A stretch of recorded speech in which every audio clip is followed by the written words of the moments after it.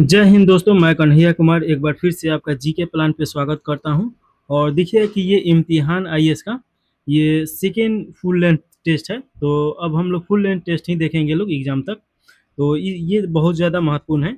इसमें देखिए कि 20 टेस्ट है फुल लेंथ, तो 20 करा देंगे तो आपका लगभग सभी पार्ट से क्लियर हो जाएगा। तो चलिए देखा जाए। पहला क्वेश्चन इसमें पूछा जा रहा है और ये क्लास का टेस्ट है, तो इसीलिए ये ज़्यादा इम्पोर्टेंट हो जाता है। देखिए पहला क्वेश्चन है कि 16वें वित्त आयोग जिसके अध्यक्ष हैं अरविंद पनगड़िया, जिनकी रिपोर्ट 1 फरवरी 2026 को संसद में प्रस्तुत की गई के संबंध में निम्नलिखित कथनों पर विचार करना है और सही कथन का इसमें चुनाव करना है। तो देखिए कि पहला में दिया गया है कि इनके केंद्रीय करों के विभाज्य कोष में राज्यों का हिस्सा बढ़ाकर कितना कर दिया गया है, 45%। ये आपका एकदम गलत है। अभी राज्यों का हिस्सा 41% है, तो ये आप याद रखिएगा। दूसरा में दिया गया है कि ये 2026-27 से 2030-31 तक 5 वर्षों की अवधि कवर करेगा, तो ये आपका एकदम सही है। इसने 15वें वित्त आयोग के कर एवं राजकोषीय प्रयास मापदंड के स्थान पे एक नए मापदंड के रूप में जीडीपी में योगदान को प्रस्तुत किया है। ये भी सही है, तो दोनों सही है, तो 2 और 3 सही है। तो ऑप्शन नंबर आपका बी सही हो जाएगा। देखिए कि जो वित्त आयोग है ये एक संवैधानिक संस्था है, तो ये आप याद रखिएगा कौन सा संवैधानिक, ये आपसे क्वेश्चन पूछता है। आर्टिकल 280 में इसके बारे में बताया गया है कि एक वित्त आयोग होगा और इसके कार्य के बारे में ये क्या करता है कि केंद्र और राज्य के बीच में जो करों का बंटवारा रहता है उसका प्रमुख कार्य है, तो ये आप याद रखिएगा। चलिए अगला क्वेश्चन देखा जाए। दूसरा का नंबर क्वेश्चन है, इसमें देखिए निम्नलिखित ऑपरेशन का उनसे संबंधित देशों के साथ मिलान करना है। ऑपरेशन दिया गया है इधर और इधर देश दिया गया है। तो देखिएगा कि इसमें आपका लायंस रोड ये आपका इजराइल के द्वारा चलाया गया है और एपिक फ्यूरी देखिएगा कि ये आपका संयुक्त राज्य अमेरिका के द्वारा चलाया गया है। और प्रॉमिस टू प्रॉमिस ये आपका ईरान के द्वारा चलाया गया है। ट्रू प्रॉमिस 4 और गजब हिल हक ये पाकिस्तान के द्वारा अफगानिस्तान के खिलाफ चलाया गया था। तो ये देखिएगा कि एक का आपका 3, तो एक का 3 ये कट गया, ये कट गया। उसके बाद बी का आपका 4, तो ये भी कट गया। ऑप्शन नंबर ए सही हो जाएगा। अमेरिका इजराइल युद्ध के संदर्भ में हाल ही में समाचारों पत्र में रहा बिगिंग सिद्धांत क्या है, या बिगिंग सिद्धांत किस देश से संबंधित एक सुरक्षा सिद्धांत है। तो इसका राइट आंसर हो जाएगा ये इजराइल का सिद्धांत है, तो ऑप्शन नंबर आपका सी सही हो जाएगा। और इस सिद्धांत के तहत क्या कहता है, इजराइल कहता है कि अपने दुश्मनों देश के यहाँ पे ये कभी भी किसी भी स्थिति में परमाणु हथियार नहीं बनने देगा, तो इसी को बोला जाता है आपका बिगिंग सिद्धांत। अगला क्वेश्चन देखिएगा, चौथा नंबर क्वेश्चन है, इच्छामती और जलंगी नदी बेसिनों के विकास के लिए हाल ही में किस राज्य सरकार ने जर्मन संघीय उद्यम जीज के साथ एक समझौता ज्ञापन पर हस्ताक्षर किया है। तो इसका राइट आंसर आपका हो जाएगा ये पश्चिम बंगाल के साथ हो जाएगा, तो ऑप्शन नंबर सी सही है। हाल ही में समाचार पत्र में रहा नवेश 2026 मुख्य रूप से किससे संबंधित अंतर्राष्ट्रीय समझौता है। तो ये देखिएगा कि आपका खाद्य प्रसंस्करण और संधारणीय स्वास्थ्य खाद्य पदार्थ ये आपका समझौता हो जाएगा इसके साथ, तो ऑप्शन नंबर आपका बी सही हो जाएगा। देखिए कि अन्वेष मतलब क्या होगा, advance next generation vision for emerging and sustainable health food, ये एक अंतर्राष्ट्रीय सम्मेलन है, तो ये आप याद रखेगा। और चलिए इसके बाद अगला क्वेश्चन देखा जाए, छठा नंबर क्वेश्चन। इसमें पूछा जा रहा है क्रेडिट के संदर्भ में निम्नलिखित कथनों पर विचार करना है और सही कथन का चुनाव करना है। पहला में दिया गया संयुक्त राष्ट्र ने हाल ही में किस भारतीय कंपनी को पहले कार्बन क्रेडिट की मंजूरी दी है, ये आपका गलत हो जाएगा। देखिएगा कि संयुक्त राष्ट्र के द्वारा किसी भी ये भारतीय राज्य में किसी को भी कार्बन क्रेडिट नहीं दिया गया है। ये आपका एक म्यांमार का है, म्यांमार का एक चूल्हा है जो लकड़ी जलाने के काम में आता है, तो म्यांमार देश में सबसे पहले म्यांमार को ये दिया गया है। पेरिस समझौते में आपका 4.6 कार्बन क्रेडिट टन से संबंधित है। देखिए कि ये आपका 6.4 से संबंधित है, तो ये आप याद रखेगा। ये दोनों गलत है, तो ऑप्शन नंबर डी सही हो जाएगा। अगला क्वेश्चन है 7वां नंबर। इसमें पूछा जा रहा है असम के निम्नलिखित भौगोलिक संकेतक जीआई टैग प्राप्त उत्पादों पर विचार कीजिए। इनमें से किसे हाल ही में राज्य की पहली प्रशिक्षण निर्यात खेप के रूप में लंदन के लिए रवाना किया गया है। तो इसका राइट आंसर आपका हो जाएगा कार्बी एंगलोंग अदरक हो जाएगा। तो ऑप्शन नंबर सी सही है। भारत हाल ही में नगोया प्रोटोकॉल के अंतर्गत अंतर्राष्ट्रीय स्तर पे मान्यता प्राप्त अनुपालन प्रमाण पत्र जारी करने में अग्रणी देशों के रूप में उभरा प्रोटोकॉल किससे संबंधित है? तो ये आपका राइट आंसर हो जाएगा अभिगमन एवं लाभ साझा कर। तो ये आपका ऑप्शन नंबर सी सही है। अगला क्वेश्चन है आयकर अधिनियम 2025 के संदर्भ में निम्नलिखित कथनों पर विचार करना है और सही कथन का चुनाव करना है। इसमें पहला कथन में दिया गया है कि आयकर अधिनियम 2025 आयकर अधिनियम 1961 के स्थान पे 1 मार्च 2026 से प्रभावी हुआ। ये आपका गलत हो जाएगा।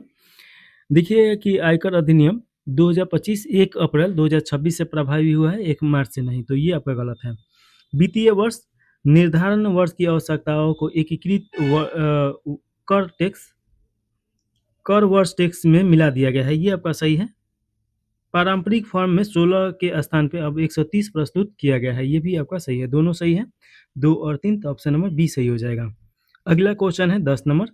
हाल ही में संसद द्वारा पारित आंध्र प्रदेश पुनर्गठन संशोधन विधेयक 2026 किस शहर को आंध्र प्रदेश की एकमात्र राजधानी के रूप में कानूनी मान्यता प्रदान करता है? तो देखिए कि जब आंध्र प्रदेश नहीं बटा था तेलंगाना के साथ, तो उस समय हैदराबाद था, लेकिन इसके बाद अमरावती को इसका राजधानी घोषित किया गया है। तो ऑप्शन नंबर डी सही हो जाएगा। 10 के बाद 11 नंबर क्वेश्चन है। इसमें पूछा जा रहा है हाल ही में समाचार पत्रों में रहा पुस्तक tides of time Bharat history thought मुरल इन द पार्लियामेंट, इसके लेखक कौन है? तो इसके लेखक का अगर देखा जाए तो इसके लेखक हैं सुधा मूर्ति। तो ऑप्शन नंबर आपका बी सही हो जाएगा। कराधान के संदर्भ में हाल ही में समाचारों पत्र में रहा ये आपका शब्द GAAR का पूर्ण रूप क्या है? तो इसका पूर्ण रूप अगर देखा जाए तो इसका पूर्ण रूप हो जाएगा आपका जनरल एंटी एवॉइडेंस रूल्स। तो ऑप्शन नंबर आपका बी सही हो जाएगा।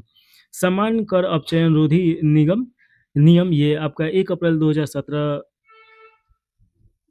से पहले अर्जित जितने भी परिसंपत्तियां हैं तो उसके बारे में ये जांच करेगा। तो ये आप याद रखेगा 1 अप्रैल 2017 से पहले। अगला क्वेश्चन है हाल ही में समाचार पत्र में रहे सेबास्टिक शावे किस खेल से संबंधित है? तो इसका राइट आंसर आपका हो जाएगा ये किस खेल से संबंधित है? तो मैराथन से संबंधित है। तो ऑप्शन नंबर आपका ये बी सही हो जाएगा। और देखिएगा कि ये कहाँ के हैं? तो केन्या के। तो ये आप जरूर याद रखिएगा केन्या। देखिए कि मैराथन में ये रिकॉर्ड बना है 1 घंटा 59 मिनट और 30 सेकेंड में ये मैराथन पूरा करने वाले विश्व के पहले व्यक्ति हैं। तो इसीलिए सेबास्टियन सावे इम्पोर्टेंट हो जाते हैं। निम्नलिखित में से किस संगठन ने हाल ही में वाहन से सब कुछ संचार के लिए नियामक ढांचे पे एक परामर्श पत्र जारी किया है? तो इसका राइट आंसर आपका हो जाएगा भारतीय दूरसंचार नियामक प्राधिकरण ट्राई के द्वारा जारी किया गया है। अगला क्वेश्चन है हाल ही में समाचार पत्रों में रहा विशेष अतिरिक्त उत्पाद शुल्क निम्नलिखित में से किसके निर्यात पे लगाया जाता है? तो ये किसके निर्यात पे लगाया जाता है? तो देखिएगा कि पेट्रोल, डीजल और आपका विमानन टरबाइन ईंधन हो जाएगा और द्रवित पेट्रोलियम गैस इसके अंतर्गत नहीं आएगा। तो 1, 2, 3 हो जाएगा। ऑप्शन नंबर आपका डी सही है। अगला क्वेश्चन है NSO के घरेलू उपभोग पर 80वें दौर के सर्वेक्षण के अनुसार 2025 के दौरान भारत में प्रति अस्पताल में भर्ती मामले पे औसतन अपनी जेब से किया गया चिकित्सा खर्च कितना है? तो देखिए कि इसका राइट आंसर आपका हो जाएगा 11,285 रुपये ये प्रति व्यक्ति किया गया खर्च है। तो ऑप्शन नंबर बी सही है, जो कि काफ़ी ज़्यादा है किसी भी देश के अनुसार। देखिए कि हाल ही में समाचार पत्रों में रहा तथागत के पवित्र अवशेषों के पावन प्रदर्शन के अंतर्गत प्रदर्शनी पवित्र अवशेष मूल रूप से निम्नलिखित में से किसके द्वारा निर्मित एक प्राचीन स्तूप के खोजे गए हैं? तो इसका राइट आंसर आपका हो जाएगा शाक्य हो जाएगा। तो ऑप्शन नंबर आपका सी सही हो जाएगा। देखिए कि संस्कृत मंत्रालय 2569वीं बैसाख पूर्णिमा के उपलक्ष्य में 1 से 14 मई के बीच लद्दाख में तथागत के पवित्र अवशेषों का पवित्र प्रदर्शन ये वहाँ पे किया जा रहा है। और देखिए कि गौतम बुद्ध से संबंधित द्वारा बनाए गए प्राचीन ईंट के स्तूप जो होता है इंग्लिश में स्तूपा बोला जाता है, इसका खोज किया गया है। तो ये आप याद रखिएगा। स्तूप क्या होता है? तो गौतम बुद्ध के जो अवशेष था मरने के बाद वहीं पे दफनाया गया था। अगला क्वेश्चन है, प्रौद्योगिकी एवं न्यायिक शिक्षा पर राष्ट्रीय सम्मेलन के दौरान भारत के मुख्य न्यायाधीश द्वारा हाल ही में किस राज्य को भारत की पहली पूर्णतः पेपरलेस न्यायपालिका घोषित किया गया है? तो इसका राइट आंसर आपका देखिए कि भारत की पहली पूर्णतः पेपरलेस न्यायपालिका घोषित किया गया है, आपका सिक्किम हो जाएगा। तो ऑप्शन नंबर सी सही हो जाएगा। सिक्किम की राजधानी गंगोटोक तो आप जानते ही हैं, गंगोटोक। और साथ में याद रखिएगा कि पहला ऑर्गेनिक राज्य भी है, तो ये भी आपको याद रखना है। और कंचनजंगा भारत की सबसे ऊंची चोटी तो आप जानते ही हैं कि सिक्किम में है। चलिए अगला क्वेश्चन है 19 नंबर। इसमें पूछा जा रहा है, शहरी और संरचना एवं नागरिक सुविधाओं के वित्त पोषण हेतु नगर पालिका बॉन्ड जारी करके पटना नगर निगम से कितने करोड़ रुपए जुटाने की योजना बना रहा है? तो इसका राइट आंसर आपका हो जाएगा 200 करोड़ रुपए। तो ऑप्शन नंबर आपका सी सही हो जाएगा। चलिए अगला क्वेश्चन है 20 नंबर। इसमें देखना है, एक तरफ रामसर स्थल दिया गया है, एक तरफ जिला दिया गया है, तो मिलान करना है। तो देखिए कि आपका पहला दिया गया है नकटी पक्षी अभ्यारण्य। तो नागी और नकटी पक्षी अभ्यारण्य दोनों का दोनों जमुई में है, तो ये याद रखिएगा। अभी फिलहाल देखिए कि भारत में 100 आपका रामसर स्थल है, जिसमें से 6 बिहार में रामसर स्थल है, तो ये याद रखिएगा। 2 फरवरी को आपका वेटलैंड दिवस के रूप में मनाया जाता है, तो ये भी आप याद रखिएगा। तो एक का तो आपका बी हो जाएगा, तो एक का बी देखिएगा, ये कट गया और ये भी कट गया, ये भी कट गया। देखिए कि आपका गोगाबिल जलाशय ये कटिहार में है, और गोकुल जलाशय जो है ये बक्सर में है, और उधवापुर या उधमपुर जलाशय ये आपका पश्चिम चंपारण में है। तो ऑप्शन नंबर आपका बी सही हो जाएगा। तो यहाँ पे आप 4 देख रहे हैं, नागी और नकटी। एक नागी ये आपका अभ्यारण्य हो जाएगा, जो कि आपका जमुई में ही है। और छठा याद रखिएगा कांवर झील। कांवर झील कहाँ पे है? तो ये आपका बेगूसराय में है, तो ये आप याद रखिएगा कांवर झील। चलिए अगला क्वेश्चन है 21 नंबर।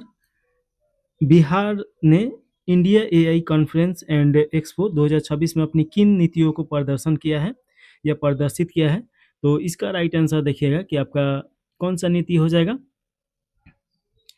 तो आईटी एक नीति हो जाएगा, और सेमीकंडक्टर और रोबोटिक ये तीनों हो जाएगा। तो ऑप्शन नंबर डी सही है, एक से ज़्यादा हो जाएगा। अगला क्वेश्चन है, इसमें पूछा जा रहा है, crime multi agency centre portal के संबंध में निम्नलिखित कथनों पर विचार करना है और सही कथन का इसमें चुनाव करना है। पहला में दिया गया है, बिहार पुलिस को crime multi agency centre portal के साथ एकीकृत किया गया है, एकदम सही है। इसे केंद्रीय अन्वेषण ब्यूरो द्वारा यानी सीबीआई के द्वारा विकसित किया गया है, ये आपका गलत हो जाएगा। सीबीआई के द्वारा ये विकसित नहीं किया गया है, राष्ट्रीय अपराध रिकॉर्ड ब्यूरो के द्वारा ये विकसित किया गया है, एनसीआरबी।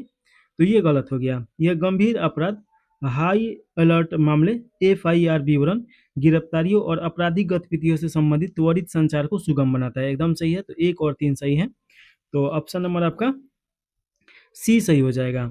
अगला क्वेश्चन देखिएगा कि बिहार सरकार ने राज्य भर में स्थित कितने बांधों एवं जलाशय पत्रों को जलाशय स्थलों को पर्यटन स्थल के रूप में विकसित करने की योजना की घोषणा किया है? तो इसका राइट आंसर आपका डी सही हो जाएगा। 8 ऐसे स्थल हैं जिन्हें ये घोषित किया है, तो इसमें से 8 कौन कौन है? तो एक आपका दुर्गवाती जलाशय याद रखेगा, दुर्गावती जलाशय। दूसरा का आप याद रखेगा वाल्मीकि नगर बैराज, गंगा जी राजगीर जलाशय, खड़गपुर झील और कुंडल घाट जलाशय, और गढ़ी जलाशय और मुरबे जलाशय हो जाएगा, और उधनी बांध हो जाएगा, फुलवरिया बांध हो जाएगा। तो ये 8 याद रखिएगा। चलिए अगला क्वेश्चन है, इसमें पूछा जा रहा है, वंदे मातरम तटीय साइक्लोथॉन 2026 किसकी एक पहल थी? तो ये आपका देखिए सीआईएसएफ का एक पहल था, केंद्रीय औद्योगिक सुरक्षा बल। तो ऑप्शन नंबर बी सही हो जाएगा। और देखिए कि वंदे मातरम तटीय साइक्लोन आयोजित किया गया, यह तटीय क्षेत्र के नागरिकों के बीच तटीय सुरक्षा जागरूकता, यानी कि जब सुनामी आए या वहाँ पे कैसे सुरक्षित रहना है, तो इसके लिए ये किया गया था। देखिए कि हाल ही में किस राज्य के मुख्यमंत्री ने दरंग राजाओं की विरासत के संरक्षण हेतु 50 करोड़ रुपए के अनुदान की घोषणा किया है? तो इसका राइट आंसर हो जाएगा आपका असम। देखिए कि असम सरकार के द्वारा 50 करोड़ रुपए अनुदान की घोषणा किया गया है, तो ये आप याद रखेगा। दरंग राजा मध्यकालीन कूच राजवंश के एक प्रमुख शाखा थे, तो ये आपको याद रखना है। और कब? 17वीं शताब्दी में। तो ये भी आपको थोड़ा सा ध्यान देना है। अगला क्वेश्चन है, विश्व आंध्र भूमि दिवस 2026 से पूर्व भारत की रामसर सूची में हाल ही में जोड़ी गई 2 नई आंध्र भूमियों के संबंध में निम्नलिखित कथनों पर विचार करना है। इसमें देखिए पहला में दिया गया है 9 जोड़े गए स्थलों में से एक आपका पटना पक्षी अभ्यारण्य बिहार में स्थित है। तो पटना नाम समझ के बिहार मत मारिएगा, ये बिहार में नहीं है बल्कि यूपी में है। तो पहला तो गलत हो गया। छाड़ी ढंग आंध्र भूमि ये गुजरात के कक्ष में है, एकदम सही है। इन परिव्ययों के साथ भारत का रामसर नेटवर्क 98 हो गया है। देखिए कि जब ये टेस्ट बना होगा एक सप्ताह के अंदर देखिए कि 2 और बढ़ा है, तो अभी तो 100 हो गया है। तो इस प्रकार देखेंगे कि उस समय के हिसाब से ये सही है, लेकिन अभी के हिसाब से ये गलत है। तो ऑप्शन नंबर आपका कौन सा हो जाएगा? 2 और 3, तो ऑप्शन नंबर बी सही हो जाएगा। अभी 100 हो चुका है। अगला क्वेश्चन देखिएगा कि निम्नलिखित में से कौन सा कथन सविनय अवज्ञा आंदोलन 1932 में पुनः आरंभ के दूसरे चरण का सही वर्णन करता है? सही कथन इसमें बताना है। पहला में दिया गया है कि धनी किसान समुदाय ने बड़े पैमाने पर भाग लेने से इनकार कर दिया क्योंकि राजस्व संशोधन की मांग पूरी नहीं हुई। ये आपका एकदम सही है। निर्धन किसान वर्ग समाजवादी और साम्यवादियों के नेतृत्व में उग्रवादियों में शामिल हो गया और लगान न देने के अभियान की मांग करने लगा। ये भी सही है। व्यापारी वर्ग एक समान रूप से उत्साहित रहा। एक समान वर्ग से कहाँ उत्साहित रहा? जो व्यापारी का वर्ग था वो उत्साहित नहीं था, तो ये गलत हो जाएगा। 1 और 2 सही है, तो ऑप्शन नंबर बी सही हो जाएगा। अगला क्वेश्चन देखिएगा, इसमें पूछा जा रहा है स्वदेशी आंदोलन से प्रेरित होकर 1905 में भारत माता की प्रसिद्ध चित्र किसने बनाया था? तो इसका राइट आंसर देखिए कि ये तो बहुत इंपॉर्टेंट क्वेश्चन है, अविंद्रनाथ टैगोर हो जाएंगे। तो इसका राइट आंसर आपका डी सही हो जाएगा। तो ये आप याद रखेगा।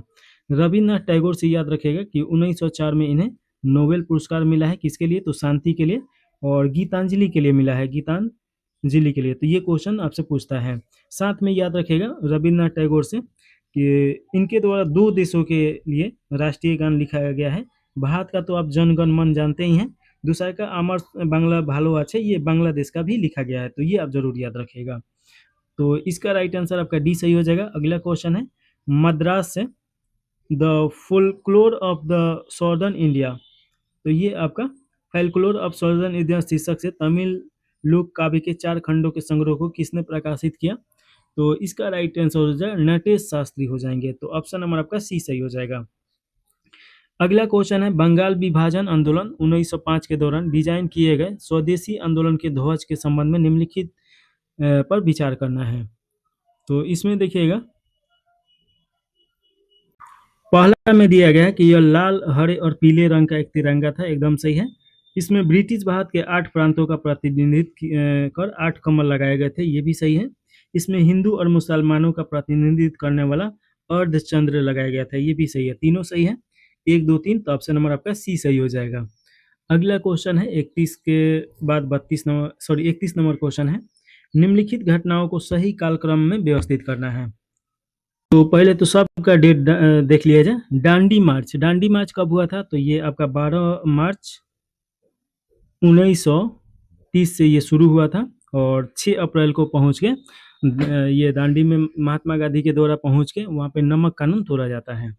तो ये आप याद रखिएगा। साबरमती आश्रम पहुंचते हैं दांडी से 24 दिन में। तो ये आपसे क्वेश्चन पूछता है और कितने अनुयायी थे? तो 72 अनुयायियों के साथ ये निकले थे। तो पहला ये 12 मार्च 1930 हो गया। साइमन आयोग देखिएगा कि ये कब आया था साइमन आयोग? तो ये नवंबर 1927 में आया था। तो 1927 याद रखिएगा। पूना पैक्ट कब होता है? तो ये देखिए कि पूना पैक्ट आपका होता है 24 सितंबर 1932 में होता है। तो 24 सितंबर 1932 याद रखना है। और गांधी इरविन समझौता देखिएगा कि ये आपका होता है 5 मार्च 1931 में। तो ये तो अब आप सजा लीजिएगा। सबसे पहले कौन आ जाएगा? 2 आ जाएगा, उसके बाद 1 आ जाएगा, फिर 4 और फिर 3। तो इसका राइट आंसर आपका सी सही हो जाएगा। अगला क्वेश्चन है, 1928 के नेहरू रिपोर्ट के संदर्भ में निम्नलिखित कथनों पर विचार करना है और सही उत्तर का चुनाव करना है। पहला में दिया गया है कि यह जवाहरलाल नेहरू की अध्यक्षता में सर्वदलीय सम्मेलन द्वारा तैयार किया गया एक ज्ञापन था जिसमें भारत के लिए नए डोमिनियन दर्जे की मांग की गई। ये आपका गलत हो जाएगा। ये जवाहरलाल नेहरू के द्वारा नहीं, इनके पिताजी थे मोतीलाल नेहरू। इसमें डोमिनियन स्टेट का मांग किया गया था। तो ये आपका गलत हो गया। कांग्रेस के भीतर नेहरू रिपोर्ट को सर्वसम्मति प्राप्त नहीं था, विशेषकर सुभाष चंद्र बोस जैसे युवा नेताओं का। एकदम सही है। 1926 की बाल्फोर घोषणा ने डोमिनियन की अवधारणा को परिभाषित किया और कनाडा और ऑस्ट्रेलिया और न्यूजीलैंड देशों को डोमिनियन का दर्जा दिया गया। ये आपका सही है। तो 2 और 3 आपका सही हो जाएगा। तो ऑप्शन नंबर सी सही है। तो ये बाल्फोर घोषणा जरूर याद रखेगा, डोमिनियन स्टेट से संबंधित है। अगला क्वेश्चन है 32 के बाद 33 नंबर। गोवा और पांडुचेरी की मुक्ति के संबंध में निम्नलिखित कथनों पर विचार करना है और सही कथन का चुनाव करना है। गोवा एक पुर्तगाली उपनिवेश था जिसे 1961 में सैन्य अभियान के माध्यम से मुक्त कराया गया। एकदम सही है। पांडुचेरी एक फ्रांसीसी उपनिवेश था जो 1947 के बाद फ्रांसीसी से नियंत्रित से मुक्त होता है। देखिए कि दूसरा आपका गलत हो जाएगा। ये आपका पांडुचेरी 1947 के बाद फ्रांसीसी के अधीन रहा और 1954 में वास्तविक रूप से हस्तांतरित कर दिया गया फ्रांस के द्वारा। तो ये आप याद रखेगा। तो 1954 में होता है, 1947 में नहीं। पांडुचेरी 1 जुलाई 1963 को भारत का केंद्र शासित प्रदेश बन गया। ये सही है। तो 1 और 3 सही है। ऑप्शन नंबर ए सही हो जाएगा। अगला क्वेश्चन है 10 कुमार चरित्र के लेखक कौन है। तो 10 कुमार चरित्र के लेखक आपका कौन हो जाएंगे। ऑप्शन नंबर सी सही है, दंडित हो जाएंगे। अगला क्वेश्चन है बिहार से प्रकाशित प्रारंभिक हिंदी समाचार पत्र के संबंध में निम्नलिखित कथनों पर विचार कीजिए और सही उत्तर का चुनाव करना है। तो इसमें देखिएगा कि आपका पहला में दिया गया है बिहार बंधु 1872 बिहार का पहला मासिक हिंदी समाचार पत्र था। ये आपका गलत हो जाएगा। देखिएगा कि बिहार बंधु 1872 में बिहार का पहला हिंदी साप्ताहिक पत्र था। तो ये आप याद रखेगा, साप्ताहिक पत्र था, मासिक पत्र नहीं था। सर्वहितैषी 1890 बिहार का पहला हिंदी दैनिक समाचार पत्र था। ये आपका सही है। हिंदी बिहारी आपका 1913 में नील की खेती करने वाले दुर्दशा को उजागर किया गया। तो ये आपका सही है। तो 2 और 3 सही है। तो ऑप्शन नंबर आपका सी सही हो जाएगा। अगला क्वेश्चन है 35 के बाद 36 नंबर। निम्नलिखित कथनों पर विचार कीजिए और असत्य कथन का इसमें चुनाव करना है। पहला में दिया गया कि भारत के लिए जम्बूद्वीप नाम अशोक के अभिलेखों से मिलता है। ये आपका एकदम सही है। हिंदुस्तान का सबसे पुराना प्रयोग सासानी शासक शापुर प्रथम के नक्श ए रुस्तम अभिलेख से मिलता है जो 262 ईस्वी के आसपास का है। ये आपका सही है। एक क्षेत्र के रूप में भारत का पहला निश्चित उल्लेख पाणिनि की अष्टधानी में मिलता है। ये भी आपका सही है। तो 1 2 3 सही है। तो ऑप्शन नंबर आपका देखिएगा इसमें असत पूछ रहा है। तो ऑप्शन नंबर डी सही हो जाएगा, उपयुक्त में से कोई नहीं। अगला क्वेश्चन है सिंधु घाटी के किस स्थल से झूकर और झाकर संस्कृतियां के साक्ष्य मिलते हैं। तो इसका राइट आंसर आपका हो जाएगा झूकर और झाकर संस्कृति के साक्ष्य चन्हू दर्रों से मिलता है। तो ऑप्शन नंबर आपका ए सही हो जाएगा। चन्हू दर्रों देखिएगा कि ये सिंधु और ये सिंध नदी के तट पे था। तो और कहाँ पे है, सिंध में है। तो ये आप याद रखेगा, वर्तमान में पाकिस्तान में पड़ता है। तो ये आपको थोड़ा सा पता होना चाहिए। और देखिए कि ये बिना दुर्ग वाला एकमात्र हड़प्पा सभ्यता का ये था। कालीबंगा तो आप जानते हैं कि ये राजस्थान में है और धौलावीरा देखिए कि ये आपका गुजरात में है, गुजरात। और लोथल आपका ये भी गुजरात में है और ये एक गोदीबारा है उस समय का। तो ये आपको याद रखना है। और धौलावीरा जो है ये आपका ये उस समय का शहर है। तो ये दोनों आप याद रखिएगा, दोनों का दोनों गुजरात में है। चलिए अगला क्वेश्चन देखेंगे 37 के बाद 38 नंबर क्वेश्चन। निम्नलिखित पुस्तकों और उसके लेखकों के युग्मों पर विचार कीजिए और एक तरफ पुस्तक एक तरफ लेखक दिया गया है। तो ऊपर दिए गए युग्म में से कितने सही हैं ये बताना है। तो कितने सही हैं ये बताना है। तो देखिएगा पहला में दिया गया है फ्रॉम यरवदा मंदिर आश्रम ऑब्जर्वेशन, ये एम के गांधी। तो देखिए कि इसके लेखक आपका एम के गांधी थे। तो ये तो सही है। To the princes and the their people, ये आपका वल्लभ भाई पटेल नहीं होगा, ये भी एम के गांधी के द्वारा लिखा गया था। तो ये गलत हो गया। द इंडियन स्टेट प्रॉब्लम, ये भी आपका महात्मा गांधी के द्वारा लिखा गया था। ये भी गलत है। तीनों महात्मा गांधी का किताब है। तो ये देखिए कि एक आपका सही सुमेलित है। तो ऑप्शन नंबर आपका ए सही हो जाएगा। अगला क्वेश्चन है निम्नलिखित में से जैन तीर्थकों में से किनका उल्लेख ऋग्वैदिक सूक्ति में मिलता है। तो देखिए कि ऋग्वैदिक सूक्ति में आपके ऋषभनाथ जो प्रथम तीर्थंकर हैं इनको मिलता है, और अरिष्टनेमि जो 22वें तीर्थंकर है इनका भी मिलता है। पार्श्वनाथ का नहीं मिलता है और महावीर का नहीं मिलता है। तो 1 और 2 राइट आंसर हो जाएगा, ये सही है। अगला क्वेश्चन है 40 नंबर। इसमें पूछा जा रहा है निम्नलिखित कथनों पर विचार कीजिए और सही कथन का इसमें चुनाव करना है। पहला में दिया गया है जब मैकाले भारत आए तब लोक शिक्षा की सामान्य समिति गतिरोध में थी। दो गुटों के बीच प्राच्यवादी और आंग्लवादी ये बटा हुआ था। ये आपका एकदम सही है। मैकाले को विलियम बेंटिंक के गवर्नर जनरल के दौरान लोक शिक्षा की सामान्य समिति का अध्यक्ष नियुक्त किया गया। ये भी सही है। और देखिए कि मैकाले जो समिति बनाया जाता है वो भी शिक्षा से संबंधित है। तो ऑप्शन नंबर आपका सी सही हो जाएगा। अगला क्वेश्चन है कौटिल्य के अर्थशास्त्र में वार्षिक बजट तैयार करने के लिए उत्तरदायी अधिकारी कौन था। तो देखिए कि कौटिल्य के अर्थशास्त्र जो कि आपका कौटिल्य का नाम चाणक्य भी मिलेगा। चाणक्य साथ में याद रखिएगा कि विष्णुगुप्त भी इन्हीं का नाम है, विष्णुगुप्त। और ये देखिए कि मौर्य काल में चंद्रगुप्त मौर्य के ये गुरु रहते हैं, और साथ में मौर्य वंश में ये देखिए कि वहाँ के प्रधानमंत्री रहते हैं। तो ये आप याद रखिएगा। और इसका अगर आंसर देखा जाए तो समाहर्ता हो जाएगा। तो ऑप्शन नंबर आपका बी सही हो जाएगा। चलिए अगला क्वेश्चन है 42 नंबर। स्वतंत्रता सेनानी गोपाल गणेश आयकर के संदर्भ में निम्नलिखित कथनों पर विचार करना है और सत्य कथन का चुनाव करना है। पहला में दिया गया है उन्होंने सुधारक समाचार पत्र प्रारंभ किया जिसमें अस्पृश्यता और जातिवाद दोनों को चुनौती दी। ये आपका एकदम सही है। उन्होंने गोपाल कृष्ण गोखले के साथ मिलकर पुणे में डेक्कन एजुकेशन सोसाइटी की स्थापना किया। ये आपका गलत हो जाएगा। तिलक के साथ मिलकर किए थे, तो ये आपका गलत है। अपने लेखन के माध्यम से उन्होंने बंगाल विभाजन के विरुद्ध सक्रिय रूप से विरोध जताया। देखिए कि बंगाल विभाजन की घोषणा 1905 में होता है कर्जन के समय में, और उस समय आपका ये उतने एक्टिव नहीं रहते हैं। तो ये आपका ये भी गलत हो जाएगा। ऑप्शन नंबर बी सही है। अगला क्वेश्चन है, इसमें पूछा जा रहा है कि 1906 में कांग्रेस मंच से स्वराज या स्वशासन की मांग करने वाले पहले व्यक्ति कौन थे। तो पहले व्यक्ति दादा भाई नौरोजी थे। तो ऑप्शन नंबर आपका बी सही हो जाएगा। तो ये याद रखेगा। और देखिए कि धन निष्कासन का सिद्धांत किनके द्वारा दिया गया था। तो दादा भाई नौरोजी के द्वारा दिया गया था। एक इनका किताब है property and un British rule India, उसी में पहली बार 1892 में धन निष्कासन का सिद्धांत दिया गया था, यानी कि इंडिया से ब्रिटेन ले जाया जा रहा है धन। अगला क्वेश्चन है प्लासी के युद्ध 1757 के समय बिहार का उपराज्यपाल कौन था। तो बिहार का उपराज्यपाल देखिए कि राम नारायण था। तो ऑप्शन नंबर आपका ए सही हो जाएगा। और देखिएगा कि आपका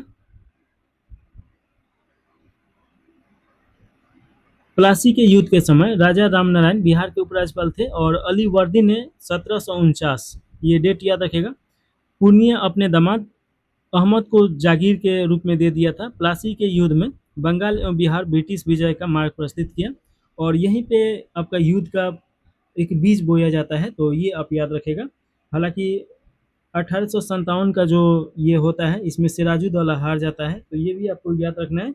और मीर जाफर इसका जो सेना अध्यक्ष रहता है वही धोखा दे देता है, और मीर मदान भी धोखा दे देता है। तो ये सब धोखेबाज था लोग। चलिए अगला क्वेश्चन है 45 नंबर क्वेश्चन है। ऋग्वेद में वर्णित दशराज युद्ध 10 राजाओं का युद्ध का संबंध में निम्नलिखित कथनों पर विचार कीजिए और सही उत्तर का चुनाव करना है। तो इसमें देखिएगा कि पहला में दिया गया है, इसका उल्लेख ऋग्वेद के 7वें मंडप और 33वें सूक्ति में मिलता है। एकदम सही है। यह परुष्णी जो आधुनिक रावी नदी है इसके तट पर लड़ा गया था। ये भी सही है। भरत जन के राजा सुदास ने 10 राजाओं के संघ के विरुद्ध युद्ध किया था। ये भी सही है। विश्वामित्र राजा सुदास के पुरोहित थे, जबकि वरिष्ठ 10 राजाओं के संघ के पुरोहित थे। ये आपका गलत हो जाएगा। देखिए कि इसमें इंद्र का भी ये साक्ष्य मिलता है उनके बारे में कि वो साथ दिए थे सुदास का, और सुदास 10 राजाओं को हरा देते हैं। तो ये आप याद रखिएगा। ऑप्शन नंबर आपका बी सही हो जाएगा। अगला क्वेश्चन, अलाउद्दीन खिलजी के बाजार सुधार के संबंध में निम्नलिखित कथनों पर विचार करना है और सही कथन का चुनाव करना है। पहला में दिया गया है कि उसने 3 बाजार स्थापित किए, जिसमें से एक अनाज मंडी, एक कपड़ा बाजार, शामिल था। ये आपका एकदम सही है। उसने व्यापारियों की निगरानी और नियंत्रण के लिए दीवान ए रिस्तल की स्थापना की, जो कि गलत है। देखिएगा कि कपड़े और सामान्य वस्तुओं के लिए शायद ए अदल, ये आपका एकदम सही है। और मवेशियों और दासों के लिए, जिसमें एक बड़ी सेना बनाए रखना मूल्यांकन था, दीवान ए रियासत व्यापार था। तो ये आप याद रखेगा, तो ये गलत हो जाएगा। उसने बाजार नियमों को लागू करने के लिए गुप्तचरों, मुनिहारों और सहित नियंत्रक यानी साहाना ए मंडी नियुक्त किया था। ये आपका सही हो जाएगा। और घोड़ा दागने की प्रथा, वेतन सैनिक को नगद वेतन देने की प्रथा, ये सब यही लेके आया था। तो ये आप याद रखिएगा, 1 और 3 सही है, तो ऑप्शन नंबर सी सही है। अगला क्वेश्चन हो जाएगा, रजिया सुल्तान ने किस अब्दस्त कर दिल्ली का सिंहासन प्राप्त किया था? तो इसके अनुसार देखिए कि राइट आंसर आपका बी हो जाएगा। रुकनुद्दीन फिरोज शाह को ये हटा के उसके जगह पे शासक किया, मतलब की थी। और देखिए कि 4 वर्ष शासिका रहती है, 1236 से 40 तक रहती है। उसके बाद आपका इसका हत्या हो जाता है। तो ये आप याद रखिएगा, क्योंकि जो 40 समूहों का ये प्रतिनिधित्व करता था एक, उन्हीं के द्वारा ये करा दिया जाता है इसका हत्या। तो ये आपको याद रखना है। अगला क्वेश्चन है 47 के बाद 48 नंबर क्वेश्चन, गुप्त साम्राज्य के प्रशासन के संबंध में निम्नलिखित कथनों पर विचार कीजिए और सही कथन का चुनाव करना है। तो पहला दिया गया है कि सबसे बड़ी प्रादेशिक इकाई देश या राष्ट्र कहा जाता था, एकदम सही है। राष्ट्र के प्रमुख को गुप्ता कहा जाता था, ये भी सही है। देश के नीचे विषय, जिसे जिला मतलब कहा जाता था, इसका शासन विषयपति होता था, ये भी आपका सही है। तीनों सही है, तो ऑप्शन नंबर आपका डी सही हो जाएगा। गुप्त वंश के संस्थापक आपका श्री गुप्त थे। और ये याद रखेगा कि गुप्त संबंध आपका 319 ईस्वी में विक्रम आदित्य या चंद्रगुप्त द्वितीय के द्वारा ये किया गया था। और साथ में याद रखेगा कि इसे स्वर्ण युग के नाम से जाना जाता है। और एरन अभिलेख सबसे पहले गुप्त में ही मिलता है। और सती प्रथा का साक्ष्य सबसे पहले एरन अभिलेख में मिलता है, यानी कि गुप्त साम्राज्य के शासनकाल में। तो ये सब पॉइंट आपको याद होना चाहिए। अगला क्वेश्चन है, हिंदी एसोसिएशन ऑफ अमेरिका की स्थापना किसने किया? तो इसका राइट आंसर आपका हो जाएगा सोहन सिंह भाकना। सैन फ्रांसिस्को में किया गया था। और कब किया गया था? तो 1913 में। तो ये आप याद रखेगा, ऑप्शन नंबर सी सही हो जाएगा। अगला क्वेश्चन है, भारतीय इतिहास में द्वैत शासन प्रणाली के संबंध में निम्नलिखित कथनों पर विचार करना है और सही कथन का बताना है। पहला में दिया गया है, कुषाण वंश के दौरान दोहरा शासन यानी द्वैत शासन की प्रथा प्रचलित थी। तो ये आपका एकदम सही है। रॉबर्ट क्लाइव ने प्लासी के युद्ध के बाद बंगाल में दोहरी सरकार की आधुनिक अवधारणा प्रस्तुत की। ये आपका गलत हो जाएगा। देखिए कि आपका ये दोहरी रॉबर्ट क्लाइव के द्वारा लाया गया था, और ये लाया गया था इलाहाबाद संधि के बाद 1765 के बाद। वारेन हेस्टिंग 1772 में क्लाइव द्वारा प्रस्तुत दोहरे प्रणाली को समाप्त कर दिया। तो ये आपका सही है, तो 1 और 3 सही है, तो ऑप्शन नंबर आपका ये सही हो जाएगा। अगला क्वेश्चन है 51 नंबर, इसमें पूछा जा रहा है, गांधी के दांडी मार्च 1930 में बिहार से कितने लोग ने भाग लिया था? तो देखिए कि इसमें आपके एक व्यक्ति हो जाएंगे, ऑप्शन नंबर आपका सी सही हो जाएगा। और थोड़ा सा इसके बारे में देखा जाए कि आपका 6 मार्च 1930 को गांधी जी 72 अनुयायियों के साथ यहाँ से अपना जगह छोड़ते हैं दांडी से। और ये आप साबरमती से मतलब ये निकलते हैं 72 अनुयायियों के साथ। और 24 दिन आपका चलने के बाद ये कहाँ पहुँचते हैं? दांडी ये पहुँचते हैं। और यहाँ पे जाके आपका नमक बना के समुद्र के पानी से और इसका तोड़ते हैं। इसमें 72 अनुयायियों में से देखिएगा, ये शुरुआती चरण है। शुरुआत में 72 अनुयायी था लोग, बाद में तो बहुत इसमें भीड़ हो जाता है। इसमें आपका गिरिवर चौधरी हो जाएंगे। तो ये आप जरूर याद रखेगा, गिरिवर चौधरी, यहाँ से क्वेश्चन आएगा ही आएगा। अगला क्वेश्चन है, अशोक की उपाधि देवना प्रिय के संबंध में निम्नलिखित कथनों पर विचार करना है और सही कथन का उपयोग करके बताना है। पहला में दिया गया है कि देवना प्रिय उपाधि का अर्थ देवताओं का प्रिय होता है, एकदम सही है। इसका प्रयोग दर्शाता है कि अशोक ने बौद्ध धर्म अपनाने के बाद भी पूर्णतः परंपराओं को पूर्णतः नहीं त्यागा था, ये भी आपका सही है। और तीसरा में देखिएगा, तीसरी बौद्ध संगति अशोक के शासनकाल में पाटलिपुत्र में आयोजित किया गया था, ये भी सही है। देखिए कि पहला आपका आयोजन जो होता है अजात शत्रु के काल में होता है, और दूसरा का देखिए कि आपका काला शोक के काल में होता है, काला शोक, ये आपका काला शोक याद रखिएगा। दूसरा का किसका, काला शोक। और तीसरा का किसका हो जाएगा, अशोक हो जाएगा। और चौथा किसका हो जाएगा, तो ये कनिष्क हो जाएगा, कनिष्क। देखिए कि पहला जो होता है अजातशत्रु में, ये आपका कहाँ पे होता है, राजगिरी, राजगिरी या गिरिभीज याद रखेगा, ये आपका वैशाली में होता है। और इसके बाद अशोक मगध में या पाटलिपुत्र में। और कनिष्क आपका कश्मीर हो जाएगा। तो ये सब या कुंडल बन देता है, तो ये आप याद रखेगा। तो इसका राइट आंसर आपका, तो देखिए ले लो आपका कौन सा हो जाएगा, तो डी हो जाएगा। अगला क्वेश्चन देखिएगा 52 के बाद 53 नंबर। राजा राम मोहन राय और उनके संगठनों के संबंध में निम्नलिखित कथनों पर विचार करना है, और उपयुक्त में से कौन से राजा राम मोहन राय से संबंधित नहीं है, ये बताना है। पहला में देखिए कि उन्होंने 1815 में आत्मीय सभा की स्थापना की, एकदम सही है। उन्होंने 1816 में वेदांत सोसाइटी की स्थापना की है, ये भी सही है। तत्वबोधिनी सभा की स्थापना देवेंद्रनाथ टैगोर 1839 में किए थे, ये आपका गलत हो जाएगा। देखिए कि तत्वबोधिनी सभा आपका 1839 में नहीं किया गया था।